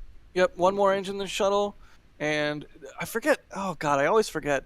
The solid motors on it, or solid boosters on it, are one extra segment, correct? Yep. They're 5 segments instead of 4. And I'm being told in our back channel by our boss, Chris Bergen, that Shuttle because of the solids. So the law hath spoken. Interesting. I will not argue with Mr. Shuttle. Yeah, Chris B, aka Mr. Shuttle. Says shuttle. I won't argue there. Thank you for the good question, Dat Taco Guy, that allowed us to mention the shuttle. Again, still watching Ship 20, waiting to see what happens next. Appears that we are into detanking activities, and the next thing that we would expect to see if testing is over is a final depress and the road opening. But we don't know what's going to happen next, and the test window does have 5.5 hours left in it, so we'll just have to wait and see what happens. How have we not called Chris B Mr. Shuttle yet? I feel like that's a new thing, but it feels like I'm home. It feels like an old friend. Like, oh, it's Mr. Shuttle. It's just a logical name for him. Oh my god. But then Chris G might also be like, hello, what? If we ask for Mr. I mean, they're both basically Mr. Shuttle. Mr. Shuttles. There you go. Mr. Shuttle. I'm getting tired. Martin Cooper, thanks for the support. They asked also about the no frost on the methane tank. Good questions today, y'all. Bogrick, thank you for the support. They say, can you imagine how impressive the full stack is going to look as it sits on the pad, ready for liftoff? I can. Having seen a full stack down there back in, what was it, August, when they did that? It's mind-popping. It's absolutely mind-popping to see how massive this vehicle is. So, yes, I can imagine it. It's going to be so amazing. All right, we got some more replays. Let's see if the replay works this time.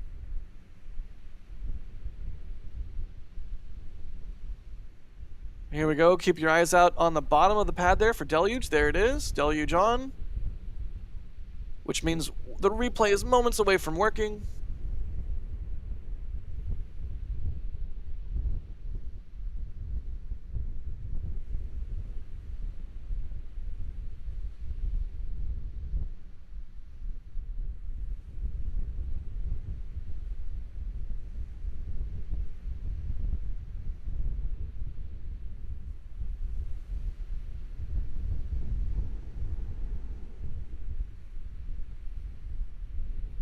And you can hear it, and you saw it, and it looked awesome.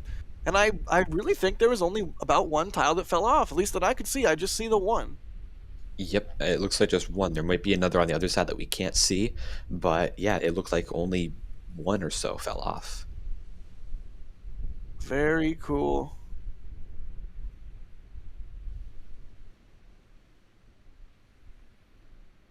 Here's that replay again.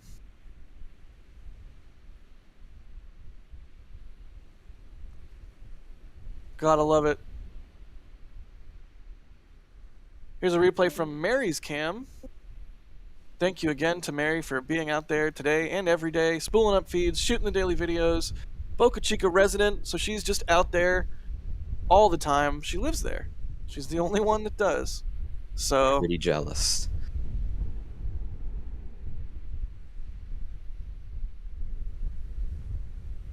we should see that replay from her camera here any second as we watch Ship 20 on the right, a live view of it detanking, and there we go. Static fire from Mary's view. Look at that. So cool to see. And again, that looked like that may have been a static fire. Oh, the vent stack. Vent stack's going. Again, that's talking about that today. Yep. Characteristic of a depress of the vehicle and wrapping up of testing for today. Wait, is the recondenser going? Or is that venting from Starship? It appears to be the recondenser, which is, again, a normal thing for detanking because you want to recondense any of that gaseous methane. You don't want to waste it or vent it in the atmosphere. Gotcha, understood. Although sometimes they do. And the vent stack there, that only shoots out, was it liquid nitrogen or liquid oxygen, I think? Good question. For all I know, that's methane. Interesting. If that's methane, that should be lit and burned, I believe. Yeah, that makes sense. So it would either be oxygen or nitrogen. Very, very good point. I should have thought of that. No problem. That might just be, I'm wondering if that's because they use liquid nitrogen to help chill the lines. I wonder if that's, say, from the tank farm, using those to chill the lines or something. Yeah, that would make sense. I always wonder to what extent they use liquid nitrogen to sort of do the. I should really read up on what this is called, but it's like, when you evacuate gas from a container and the container gets colder. I wonder to what extent actually like exhausting liquid nitrogen allows them to get things even colder or to the right temperature that they want. or how all of this works. I have questions, Ian. And unfortunately, I do not have answers. I've only ever taken Chemistry 1. No worries.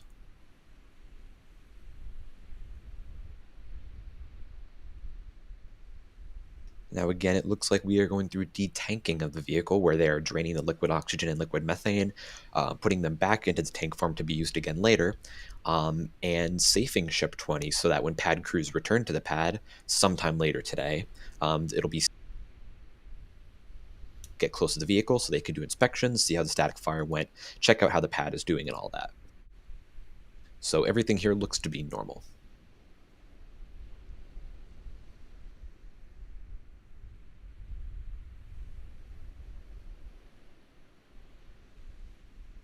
Let's see. Hannah Presley, thank you for the support. They're saying, I've heard some people speculate Starship might survive re-entry even if it loses a few tiles. Well, we can talk about the shuttle again and how it lost a bunch of tiles on that one mission, and there was a piece of metal behind where there was an entire tile lost, and if that piece of metal hadn't been there as like an antenna fixture, there would have been burned through. It's possible to survive re-entry without a tile in place, in a place that is more forgiving, I suppose. Yeah, say if it lost a tile on like the flap hinge or something, that was a lot more important. And you had like say a burn through or a damaging of the electronics, that might be a lot more severe. But I think it depends upon the area where you lose the tile. If you lose it sort of like near the top or the towards the side of the heat shield, I don't think that's as severe. But again, we don't have all the data. Starship never been through re-entry before, so we don't know for sure. And we're really just going to have to wait and see what happens during the orbital test flight. Sure enough. I always forget, Crispy, I know you're watching. Which is the shuttle launch where they lost all those tiles? Was that like, I always want to say 51, but I don't think it was 51 off the top of my head. I'll wait and see what he says. 27, STS 27, I believe. Really, 27 was the one. Let me look that up. Thank you. Let's see who gets there first, you or Crispy. Fight. But very good question, Hannah, and thank you for the support. You know, it would be great if Google search would work on Firefox. Nope, you're right. STS-27, Crispy confirms, and also says that was a bad one. Indeed, it was. That was probably, I think it's safe to say that was the worst case of tile damage and loss on shuttle minus I suppose Columbia. Yep. Kodik, thank you for becoming a Red Team member. Jukes, thanks for the support. They say, glad I woke up in time for the heat shield flight test. Jesse Bear, thank you for the support. Let's see. Vidal, thank you for the support. They say, do you think Starship vehicles will have names such as those on shuttles or simply numeric like Apollo? Any name suggestions? I sure hope they have names. That would make me happy. But, you know, when you get on an airliner, do you ask, hey, what's the name of this airliner? I don't, and I'm a nerd. You might, which is fine, but point being, you know, they might have nicknames, they might have unofficial names, they might have real names, but they might just be so many ships at a certain point they stop naming them or they don't name them or what have you. One of those things we'll have to wait and see. Although, didn't Elon say the first one to Mars would be named Heart of Gold or something like that? I think they've said that, yeah. So perhaps Elon is planning on naming orbital ships once they're orbital? Who knows? We'll just have to wait and see.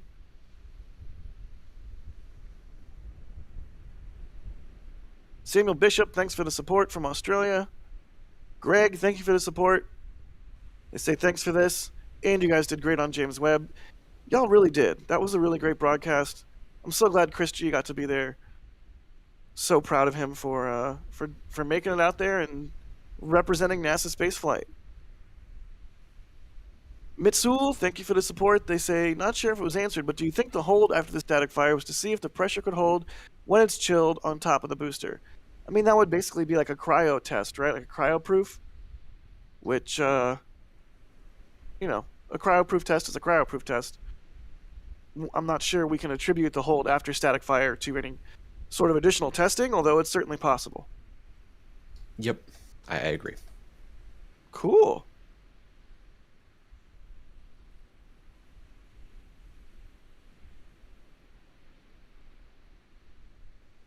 Peter Wolf, thanks for the support. They say, thank you, thank you, thank you. No, thank you, Peter. Neil Lawson is asking, have we seen any photos or even drawings of Raptor 2 yet?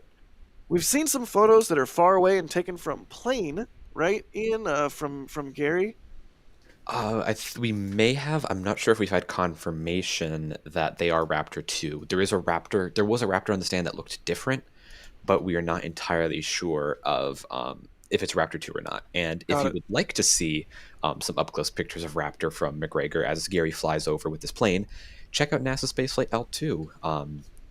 A lot of cool pictures there from McGregor. I love the McGregor test site and engine testing, and if you want to see some cool pictures flying over the site, check out NASA Spaceflight L2.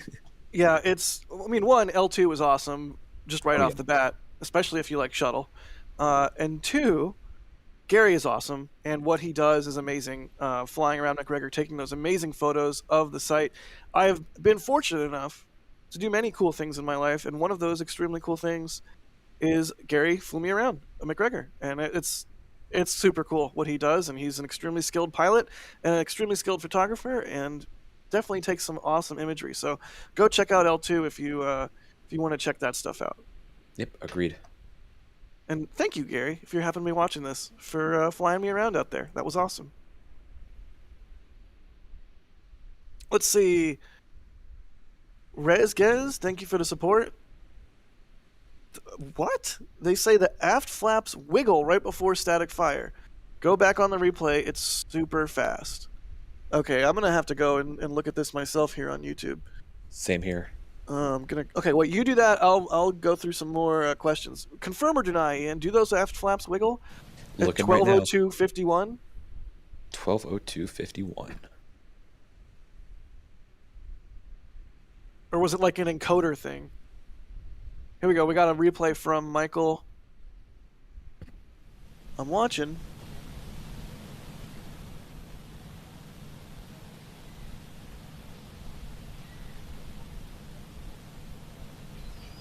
Looks like it was just encoder. And here we've got a replay of the static fire. It looks like we have some audio as well. Sure enough.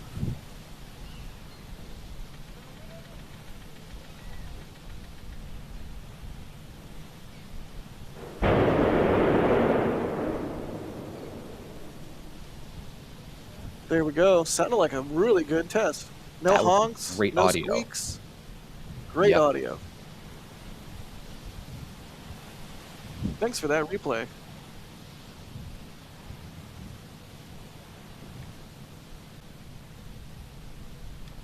What a clean and quick, short little static fire there. Yeah, that was pretty quick. But I mean, again, if you have 6 engines firing, you probably don't want to fire for too long, or you will not have much of a pad left.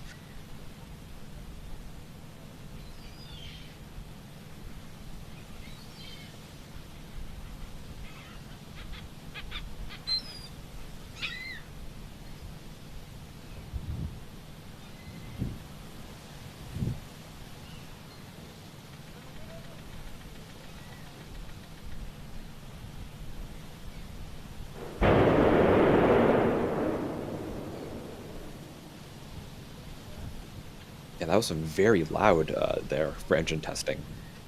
I think that kind of does line up with it being a 6-engine static fire. Could be. Not sure, but could be. Either way, that audio from Mary is fantastic. I'm super glad she's out there shooting and recording for us so that we could get those awesome views and awesome sounds. Quick bit of follow-up. Samuel Bishop is saying, Chris B was wrong. I hope I'm not fired for this. Saturn V was louder than the Space Shuttle, 204 to 220 decibels at the engine end of the rocket versus 194 decibels for the shuttle. I don't know that Crispy was wrong, because Crispy was saying that shuttle was louder than Falcon Heavy. If memory serves, that was a topic of discussion specifically there. But maybe we were also talking about loudest rocket period, so perhaps he's technically incorrect. I don't want to get fired. Don't fire me, please, Crispy. Shuttle good. Saturn V better. I'm not gonna go there. And then John, thank you so much for the support, becoming a red team member. Again, thanks to all of our members. And in chat, Chris B just says, "What?" in all caps, and I want to run away. All I want to do is just run away.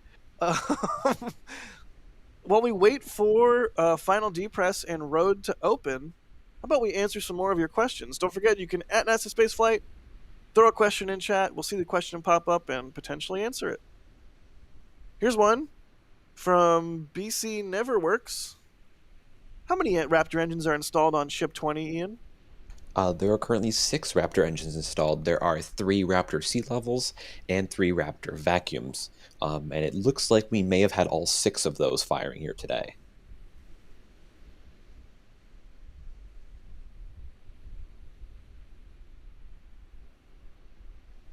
Very cool.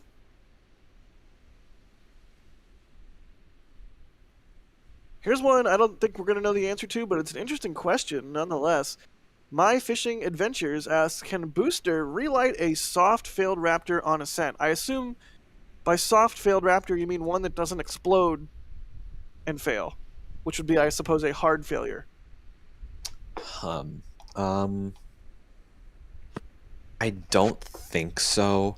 It seems like with the outer engines, the outer engines cannot be relit in flight, it seems like, because it appears that they have quick disconnects to be spun up and started from ground support infrastructure, while the center engines can be started up using helium on board the vehicle. So if it was an inner engine, theoretically, probably yes. If it was an outer engine, probably not. Will they have that coded in so that if an engine soft fails? I don't think so, because you can't figure out exactly what went wrong during flight. You can't figure out if the engine is safe to relight.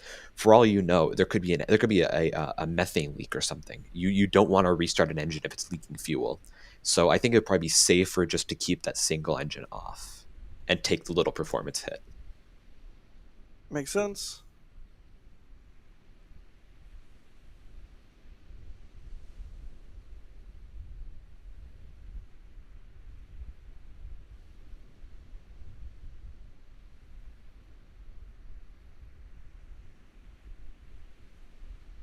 And again, for anybody just joining us, we are seeing detanking and depressurization of Ship 20 following what looked to be a successful static fire test of possibly 6 Raptor engines. It looked to be pretty nominal countdown. But it looks like they're wrapping up possibly with Ship 20, but we are standing by waiting to see exactly what's going down here at Boca Chica.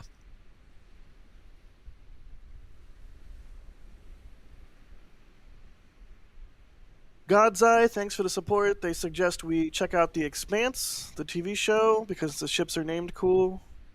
That's one that I've never watched, but it's been recommended to me so many times. I'll have to check it out.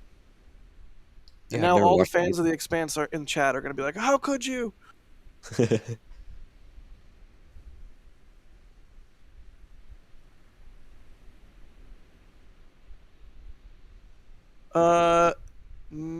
Neshiket? I'm probably butchering your name. I really apologize.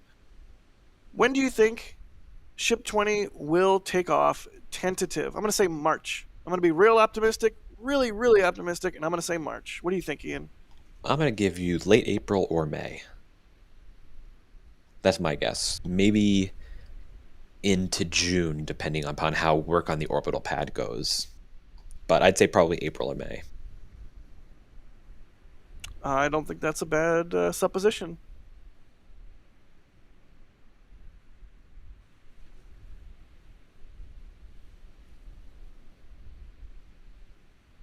Marco is asking, what is the likelihood of scrapping Ship 20 and Booster 4 now that we know the FAA won't come till March? I mean, I think it's reasonably possible. It's also possible that they've done enough testing on these vehicles that they are going to want to fly them regardless and gather what data they can. I think Elon tweeted pretty recently that the plan is currently still for 4 and 20 to fly first. So as of right now, they are not going to be scrapped, but we'll see what happens in the coming months. Yep, I agree with that. I think if in any possibility, I think that they will keep 4 and 20 going, unless they have enough time to assemble whatever booster 7, booster 8, whatever's next, and then ship 22, ship 24, whatever they want to put up next.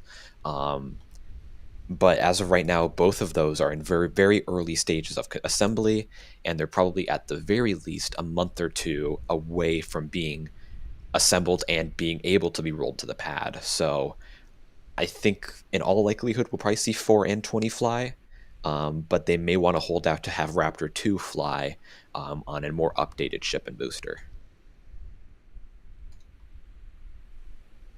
Thomas Bolden. Oh, go ahead. Oh, I was just going to say, I think it'll be interesting to see how the delay plays into that. If maybe they're going to be like, okay, we have extra time now. We're forced to have extra time now. And also keep in mind, too, they have to have a launch license, too. So they have to get the environmental approval and then get a launch license. So we're probably looking into March or so for a launch license as well. So they have 2 to 3 months here to do whatever ground testing and get ready for orbital testing. So we're not sure what the exact plan is, and we'll have to watch and wait and see. And that frost line on Starship 20 is definitely receding. It's getting lower and lower as they detank the vehicle. Yep. Certainly seems like an end to testing for today, but we'll have to wait and see if they do a final depress and reopen the road. Here's another question. Thomas is asking, in a previous video, they removed the lifting points on the nose cone. Have they put tiles in those areas? Yes. I don't know if every single crane attach point that needs them has had tiles affixed, but they have affixed tiles on them, at least several of them. So that could have been part of what today's engine test was about, is figuring out if those tiles perform as expected in that location, as this will have been the first time that they've done a static fire with that configuration. Yep, yeah, that'd be cool to see how that worked.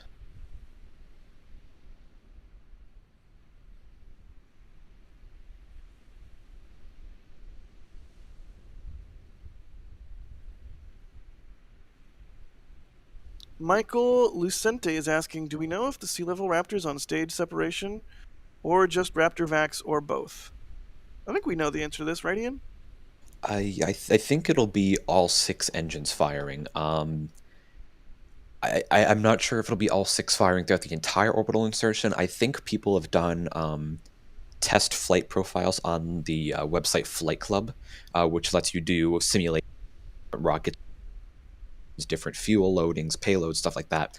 And I think they've discovered that you could shut off the sea level engines about like a minute or two before Starship engine cutoff. But it seems like in order to prevent grav losses, which is essentially Earth pulling you back before you have enough time to get to orbit, they'll probably want to do all 6 engines. Or 9. I was about to add on, 9 engines possibly, which having more engines does not increase your payload to Mars, but it does increase your payload to Earth orbit. So for heavy lifters to orbit, such as launching a tanker or launching, say, a large satellite, or I guess even if you refuel in Earth orbit, you could still take more to Mars then. But having 9 engines will increase their low Earth orbit payload capacity. Resisting the urge to make a Ferris Bueller reference and say 9 engines several times. 9 Raptors. 9 Raptors? We didn't resist. We just did it anyway. Let's see.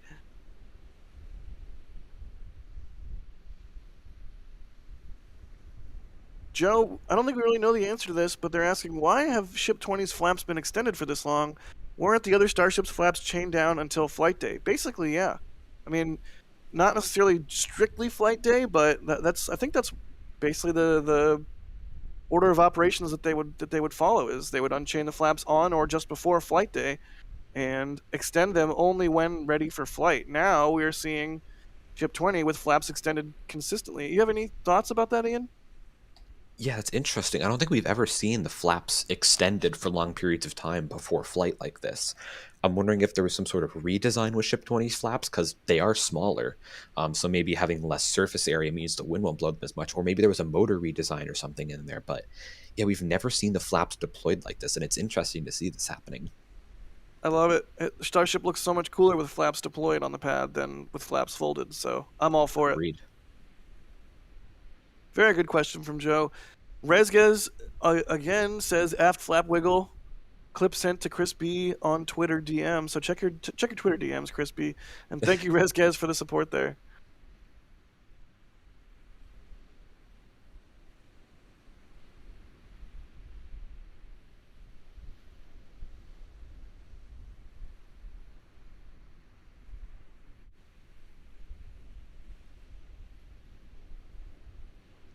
And again, we are seeing detaking of Ship 20 here. The frost line on the bottom does look down. We haven't seen a lot of venting from it recently, but it looks like they are draining the vehicle of its propellants and depressurizing it slowly but surely.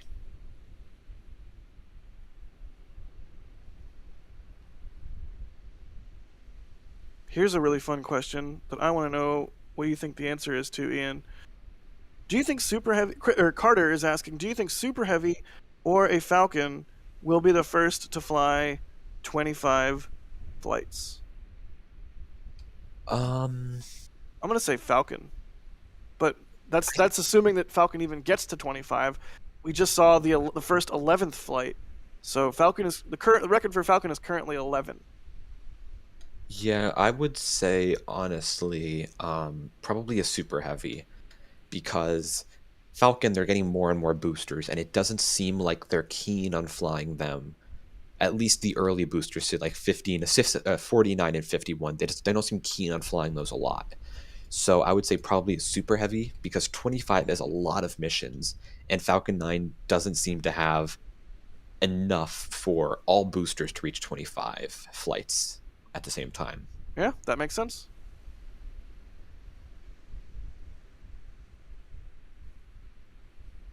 Sea Fighter 4 is asking, what is more stressful for static fire for the tiles? Is it static fire or actual launch? Is there any hope of all tiles staying on when they keep falling off during static fires? Of course there's hope. That's why you test, is to discover issues and fix the issues and iterate and make the system better. And I believe, although I don't know this because I'm not a rocket scientist, but I believe Elon has said as much, that static fire is more stressful for the tiles given the vibrations on the vehicle from being held down while engines fire versus being in the upper atmosphere. Yep.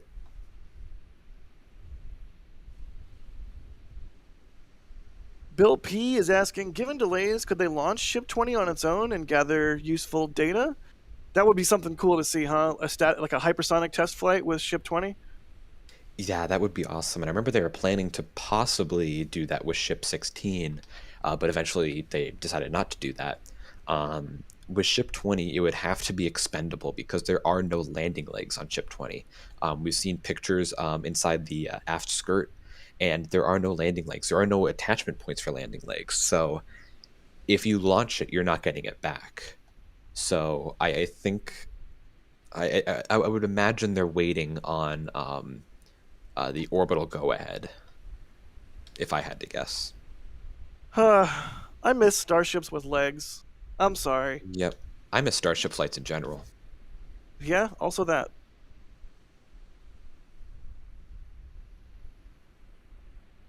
NASA Spaceflight Fan 44 is asking, why is B3 still there on suborbital pad A? Do you want to take that one, Ian? Oh, that's a good question. We don't know that exactly. So, Booster 3 was put onto Pad A to do some testing, cryogenic test static fires. We saw that over the summer. Then in August, they started to scrap it. They cut the top of it off. They started cutting apart the top pieces, started hauling them away, and then they just stopped. They haven't touched it since. There's not really any clear indication as to what's going on or as to what happened. If I had to guess why it's still sitting there, I would think it's they don't necessarily need Pad A right now because Ship 20 is the only one that has been testing recently, and they don't really want to put in the effort of scrapping it if they don't need the pad. I would imagine, say, when the next ship is done, say that's if it's 22, 24, whatever, I could imagine them then starting to get rid of Booster 3 to get Pad A available. But for now, it just doesn't seem like they need to get rid of it.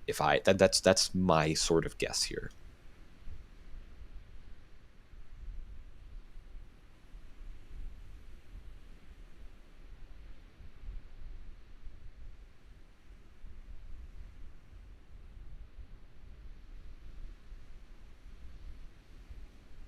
Yeah, that makes sense.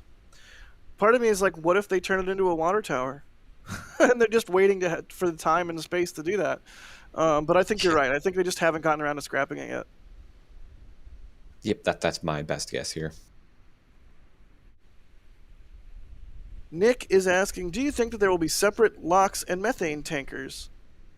I assume you mean like orbital ships that are tankers and refill other ships that are going to other destinations.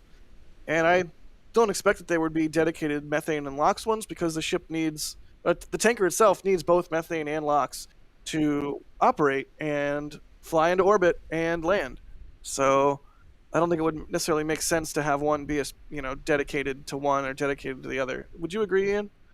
I agree. I think we've heard from the past Elon saying that the initial tankers are just going to be a starship with no payload, like a normal starship, no payload, but eventually that they would possibly, hopefully, move on to one where it's just a starship made out of tanks. If I had to guess, I would think you'd want to keep both of them together so you don't need to dock to several tankers before going off to Mars. But again, we have not seen any refueling hardware. We have not seen any updates on how they plan to do in-orbit refueling. So we're just going to have to wait and see till they get to orbital refueling to see what they choose to do.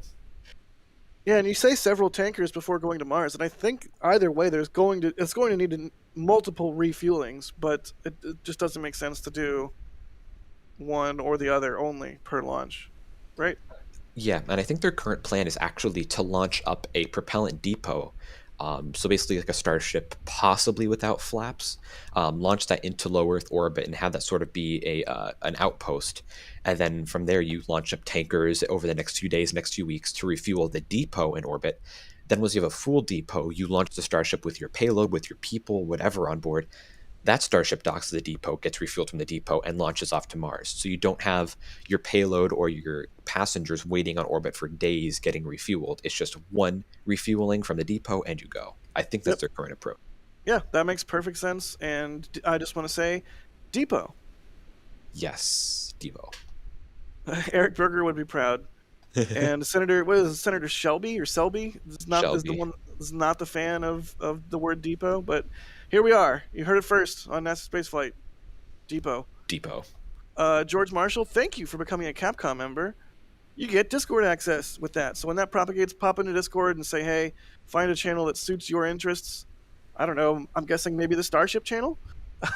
So come say hi and hang out in the Discord with your new membership. Thank you so much for that support. Yep, thank you. That's awesome. Cold Snap is asking, do you know of any single public-facing calendar or resource that shows all space events in a given year? Well, my friend, I would recommend Next Spaceflight, a nice app and website that is developed by our very own Michael Baylor. Yep.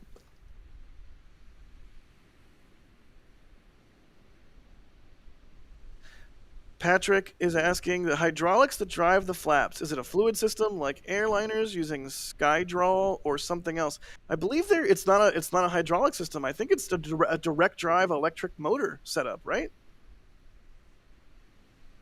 Like using Tesla motors? Yeah, they do have. Sorry, I had a microphone issue there. They do actually have Tesla motors in there. Yeah, I believe they are the same ones from the Model 3, the Model 3 aft motors, I believe, or the Model 3 rear motors. I was gonna let you go with it. I liked it. The aft motor. But yeah, they are Model 3 rear motors. I'm not sure how many they have. I think they have 2 per flap, but that could be changed with Ship 20. That could be even straight up wrong. I'm not sure, but they do have direct Model 3 motors driving it.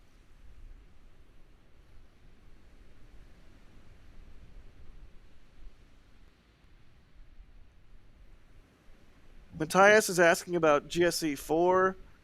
What is it doing there? Do we know, Ian? I wish I did. Right? We just saw it roll to the site. It's been sitting there for about a month or two now. So GSE-4 was first used to prototype changes and fixes to the ground support equipment tanks.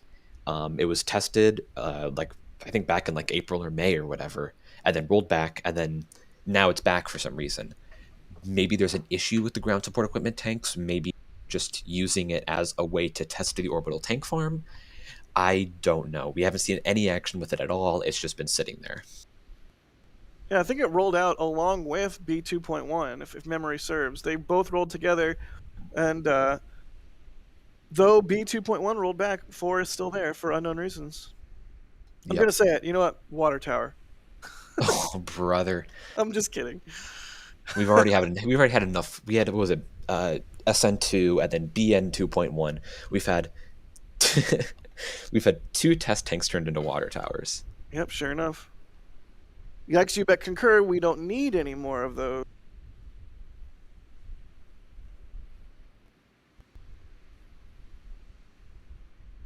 Let's see.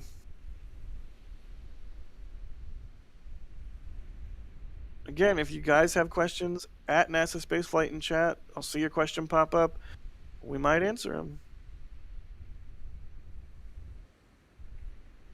And again, this is interesting. We're watching Ship 20, we think, is being detanked, but the frost line is still remaining there. We have yet to see the final depress, so we're just standing by waiting to see what's going to happen with Ship 20 here. Yeah, sure enough, a little bit of wait and see. Classic Starbase tank watching. Although, do you see that venting there? A little bit of vapor coming from the left side. Is that new? I'm wondering if that's just condensation, or maybe that's from one of the bi vents over there, the ancient chill vents. Oh yeah, and rewinding a whole bunch, it's definitely not new. It's been happening this whole time. I'm blind, apparently. I think it might just be condensation coming from over there.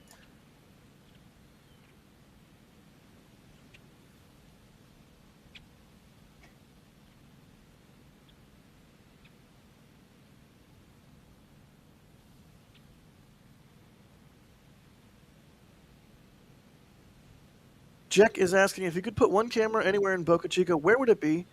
I vote top of the high bay.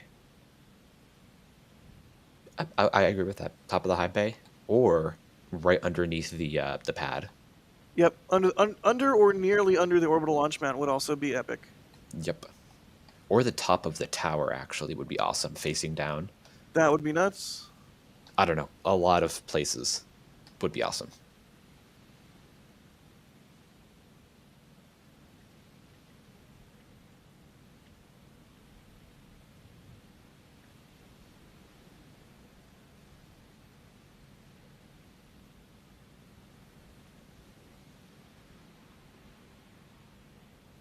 Here's one. OOC is asking, have we seen any water pipes going to the OLM for the water deluge system? There are a lot of pipes going to the OLM, they say.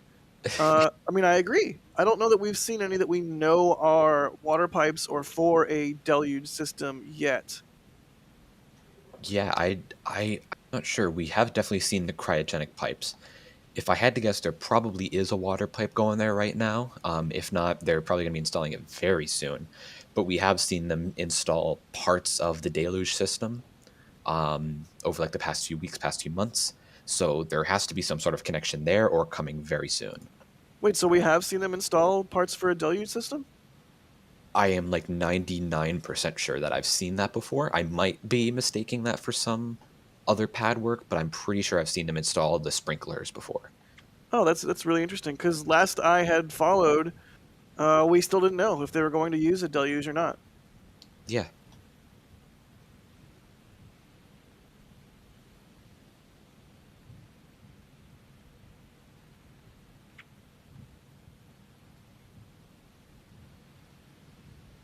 Kyle Trick is asking, possible second static fire today. Never say never, but it does not look like that is in the cards. At least not as things currently stand. We'd have to see sort of the whole tank farm spool back up again, see the recondenser spool up again, see the ship re-tanked. and it remains to be seen what will happen next. They do have, it's worth mentioning, about, what is it, just under 5 hours left in the window, so there is that. I believe But that's the time left, yeah. they don't always use all of a window. Sometimes they use more window than they have, and they have to get it extended. Sometimes they use less. Yep.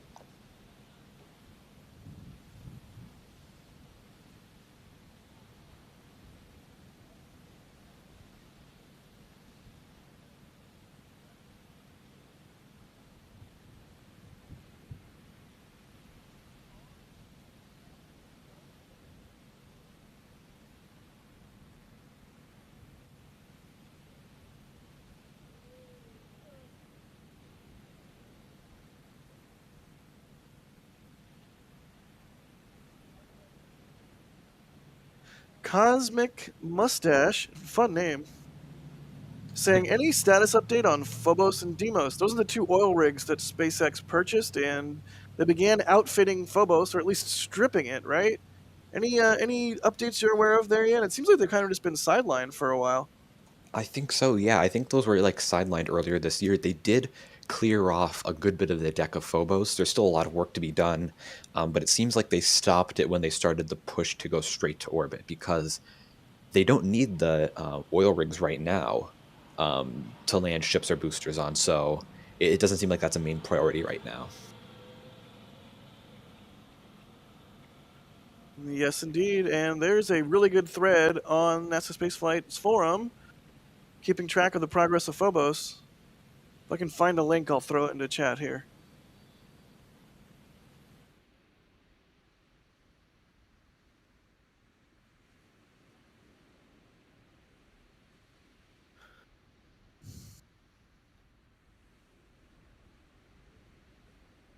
Josh is asking, what might be the first ship to have 9 Raptors? Any inkling there, Ian? That's a good question. We only heard about Elon's thoughts on 9 Raptors on a Starship. We only heard about that fairly recently. So either they've been working on that a long time and we'll see it sometime soon, or that's been a recent design decision. If it's been something they've been working on for a long time, it could come as a part of Ship 24, which is thought to have a bunch of upgrades on it for further orbital testing. 9 engines might be a thing on that. However, we've not seen much hardware for Ship 24, so we don't know exactly. But again, 9 engines could be something for down the road, only for a few specific starships where they need higher performance to low Earth orbit.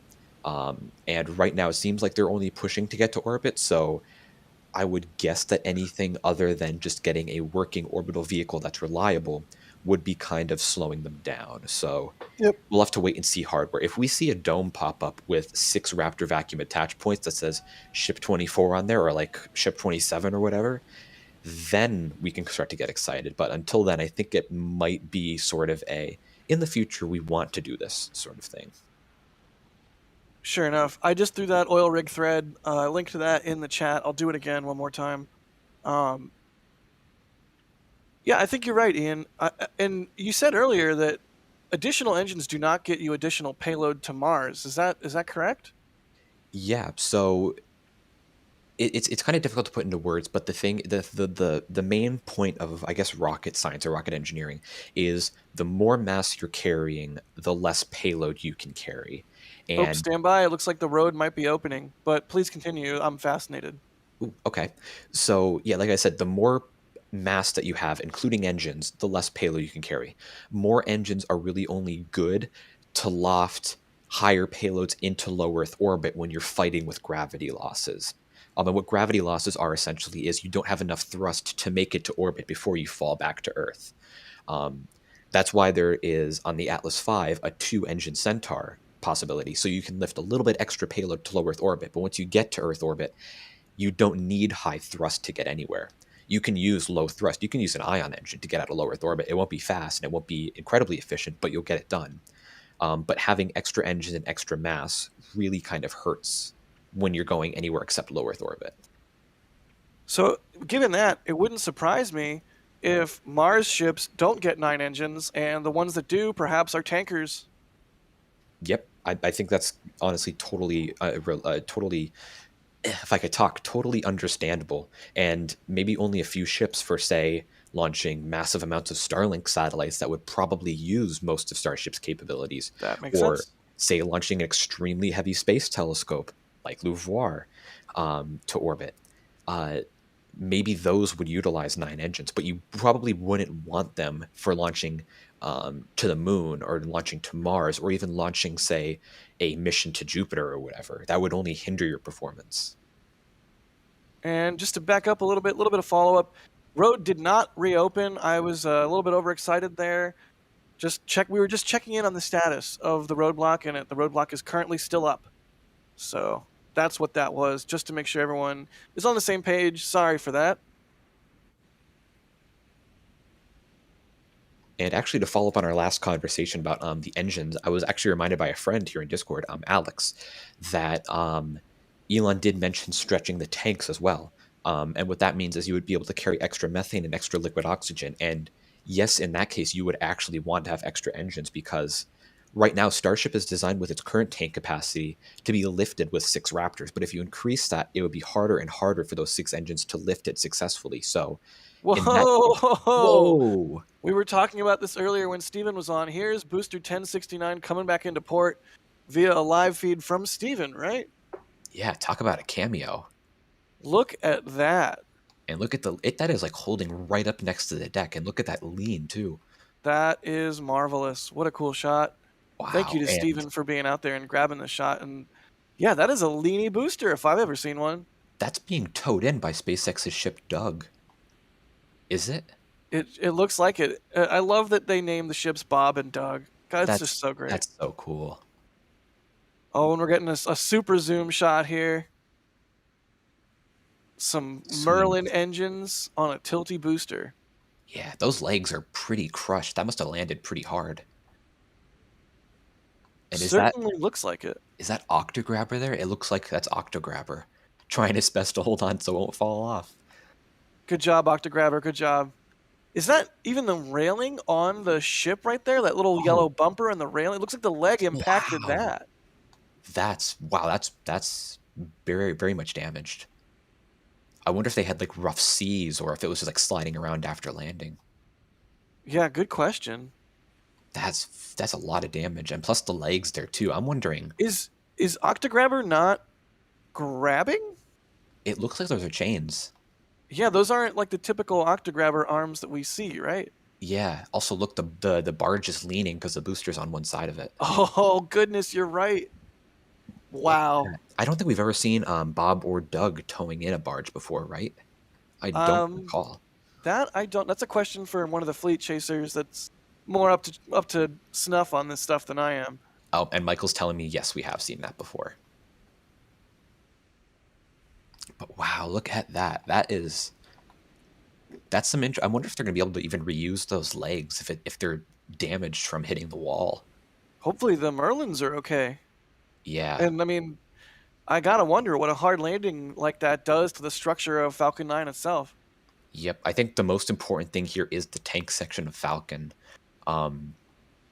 Because that seems to be the hardest or most difficult to produce. So if you have damage on the engines, they can swap the engines out, no problem. But if your tank section is damaged, then your booster's totaled.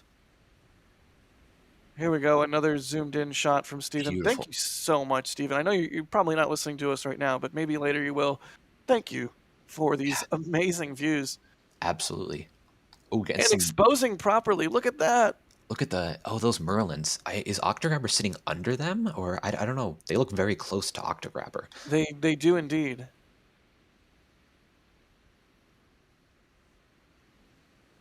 No shortage of excitement today. Absolutely. This is a nice, fun surprise here. I didn't know this would be happening.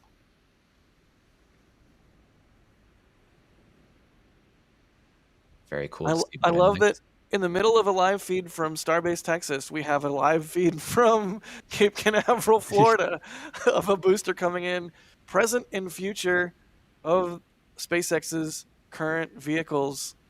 It's just, this is really cool that we can do this. Yeah, it's so cool to see this. And the reason that we can do this is thanks to everybody's support. There's a reason why we're always so thankful for what you guys do when you tell others about the channel, when you hit the subscribe button, when you do the super chats, when you become a member. That's what you're enabling when you enable stuff like this. You're enabling Chris G to go to French Guiana. You're enabling us to cover things from coast to coast and around the world for everybody around the world. And just thank you all so much. I'm floored right now. I don't know if you can tell. Yeah. Kodak in chat is saying it landed in the middle, which I do remember seeing on stream, that it landed did. smack dab in the middle, which means it slid over to this side of the barge. Thank you for that, Kodak. Yeah, I wonder if that was before they were able to get Octograbber out to secure it, or maybe it was like a really bad like weather out there, and like with Octograbber it still slid around. But wow. I'm trying to look there. It looks like the engines might be okay there, but it's tricky to see with the shadows. Those bells are Oh. really close to the Octograbber. Look at is one that of those a shadow? that I can't tell if it's a shadow or a damage to the nozzle itself. That looks. Oh no, I think you can see through it. That looks pretty bad. Looks like a. Oh, there's one bent nozzle definitely on the left. It looks like. Definitely a hard landing for B1069. Wow. Chained down to Octograbber. Jeez. Yeah, Maybe those Octograbber had some difficulties of its own getting its arms on there as lean as it is. This is something fairly remarkable. I mean, it's not like, definitely want to manage what people are thinking here. It's not like end of the world. It's not even necessarily the worst thing. It's just, we're so used to Falcon 9 sort of buttering it right on and touching down nice and softly, and these things have become routine, but every now and then you're going to have a little bit of a hard landing, which is what it looks like we've had, and here we are. This is very interesting to see. Yeah, that's wow. Yeah, those engines are probably not flying again. Maybe they can replace the nozzles, but that looks pretty difficult. So thankful for Steven right now. Absolutely.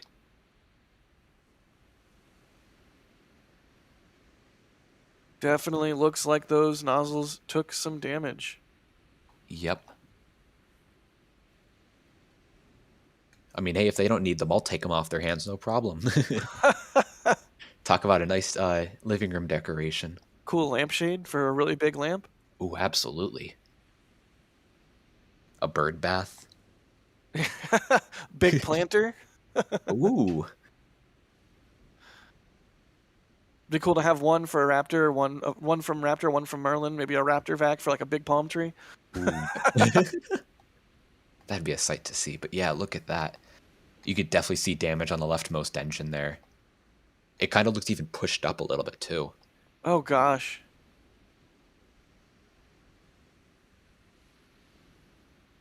Quite a sight as B1069 comes into port. Wow. Yep, and actually look at the one nozzle there, the center right one. Got some bending on the bottom there. Is it like a pinch? It kind of looks like it's been pinched. It does, yep. Wow. That's crazy. It'll be interesting to see it as they lift it off. We'll get some great views of the engines. But yeah, those are probably not flying again. But hopefully it's only damage to the engines and not to the actual thrust mount or to the tank section itself. Because if the engines are damaged, they can be replaced no problem. We've seen engine swaps before on boosters. That's totally fine. But also, I love seeing the people there fishing. I wonder what if those people don't understand like that Port Canaveral is quite big with rockets. I wonder if they realize how big the situation is here. Seeing a thing that's been in space coming back on a barge, towed back by a ship called Doug. Yeah, right. To me, it's still so surreal. And the fact that people can just be sitting there fishing and seem to not even care is kind of compounding that, in that it's so routine. They're just like, yep, I've seen it before, don't really care, keep fishing. Yep.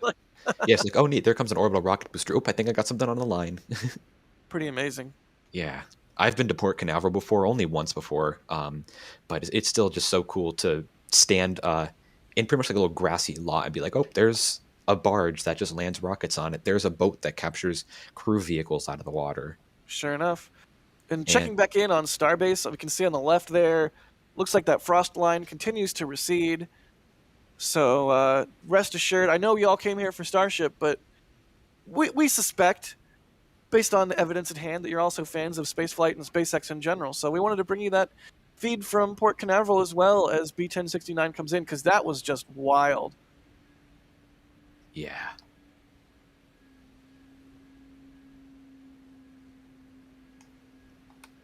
Did you ever see one of the net boats, Ian? Were you fortunate enough to see a net boat, or was that not a thing when you went down to Canaveral? I was last there in 2019. I don't think I got to see either of them, but I did see um, Go Searcher and Go Quest, I believe, along with, of course, I Still Love You. Gotcha. I still can't believe they were going to catch fairings on a net boat. I can't believe they actually did it a few times. Yeah, fair. Also true. Oh, people in chat are saying they're seeing dolphins. Nice. We need a happy dolphin emote like we have in the Discord.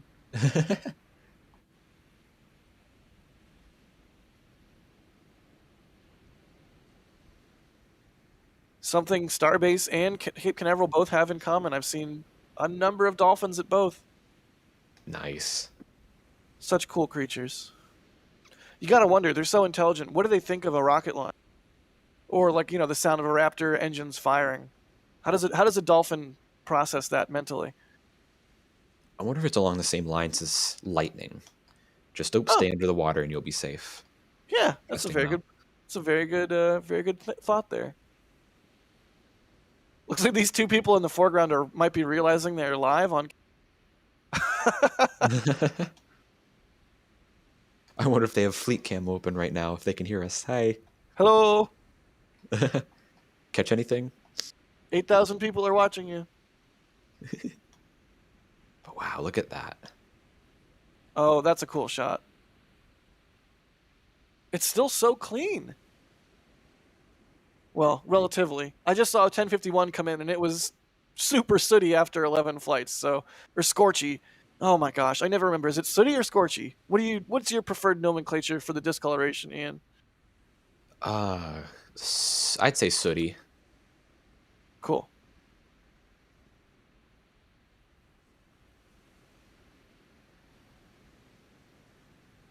Checking back in on Starship. Everything looks fine. Continue to look like the vehicle is being detanked and safed. After a successful, or what appeared to be a successful static fire test today. Yep. And a successful booster return. Well, mostly successful booster return.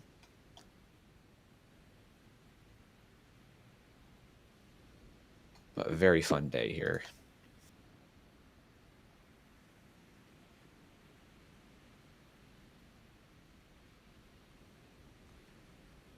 Let's see, I'll run through some more super chats. Keith is saying, please try to answer my orbital GSE methane question. Okay, Keith. Their question is, what is the news about methane delivery trucks to the orbital tank farm? And it's the news is that we haven't seen it happen yet, which means I don't think there's methane at the orbital tank farm. At least not liquid. There could be gaseous methane because those igniter tests we've seen, I believe, use gaseous methane.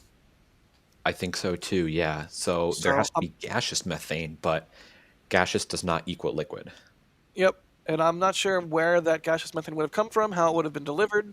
Perhaps, I don't even want to speculate. So, but yeah, that's the news there.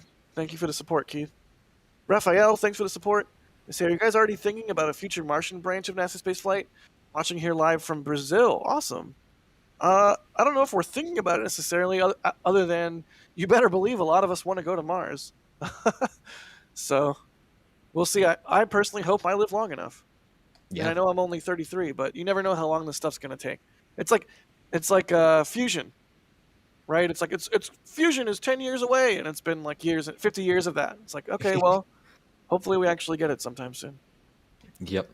Yeah, that's neat. And I personally, Mars is a bit too far away from me. I'm not a huge fan of long travel, so 6 months is kind of off my radar. But I will definitely take 3 days to go to the moon.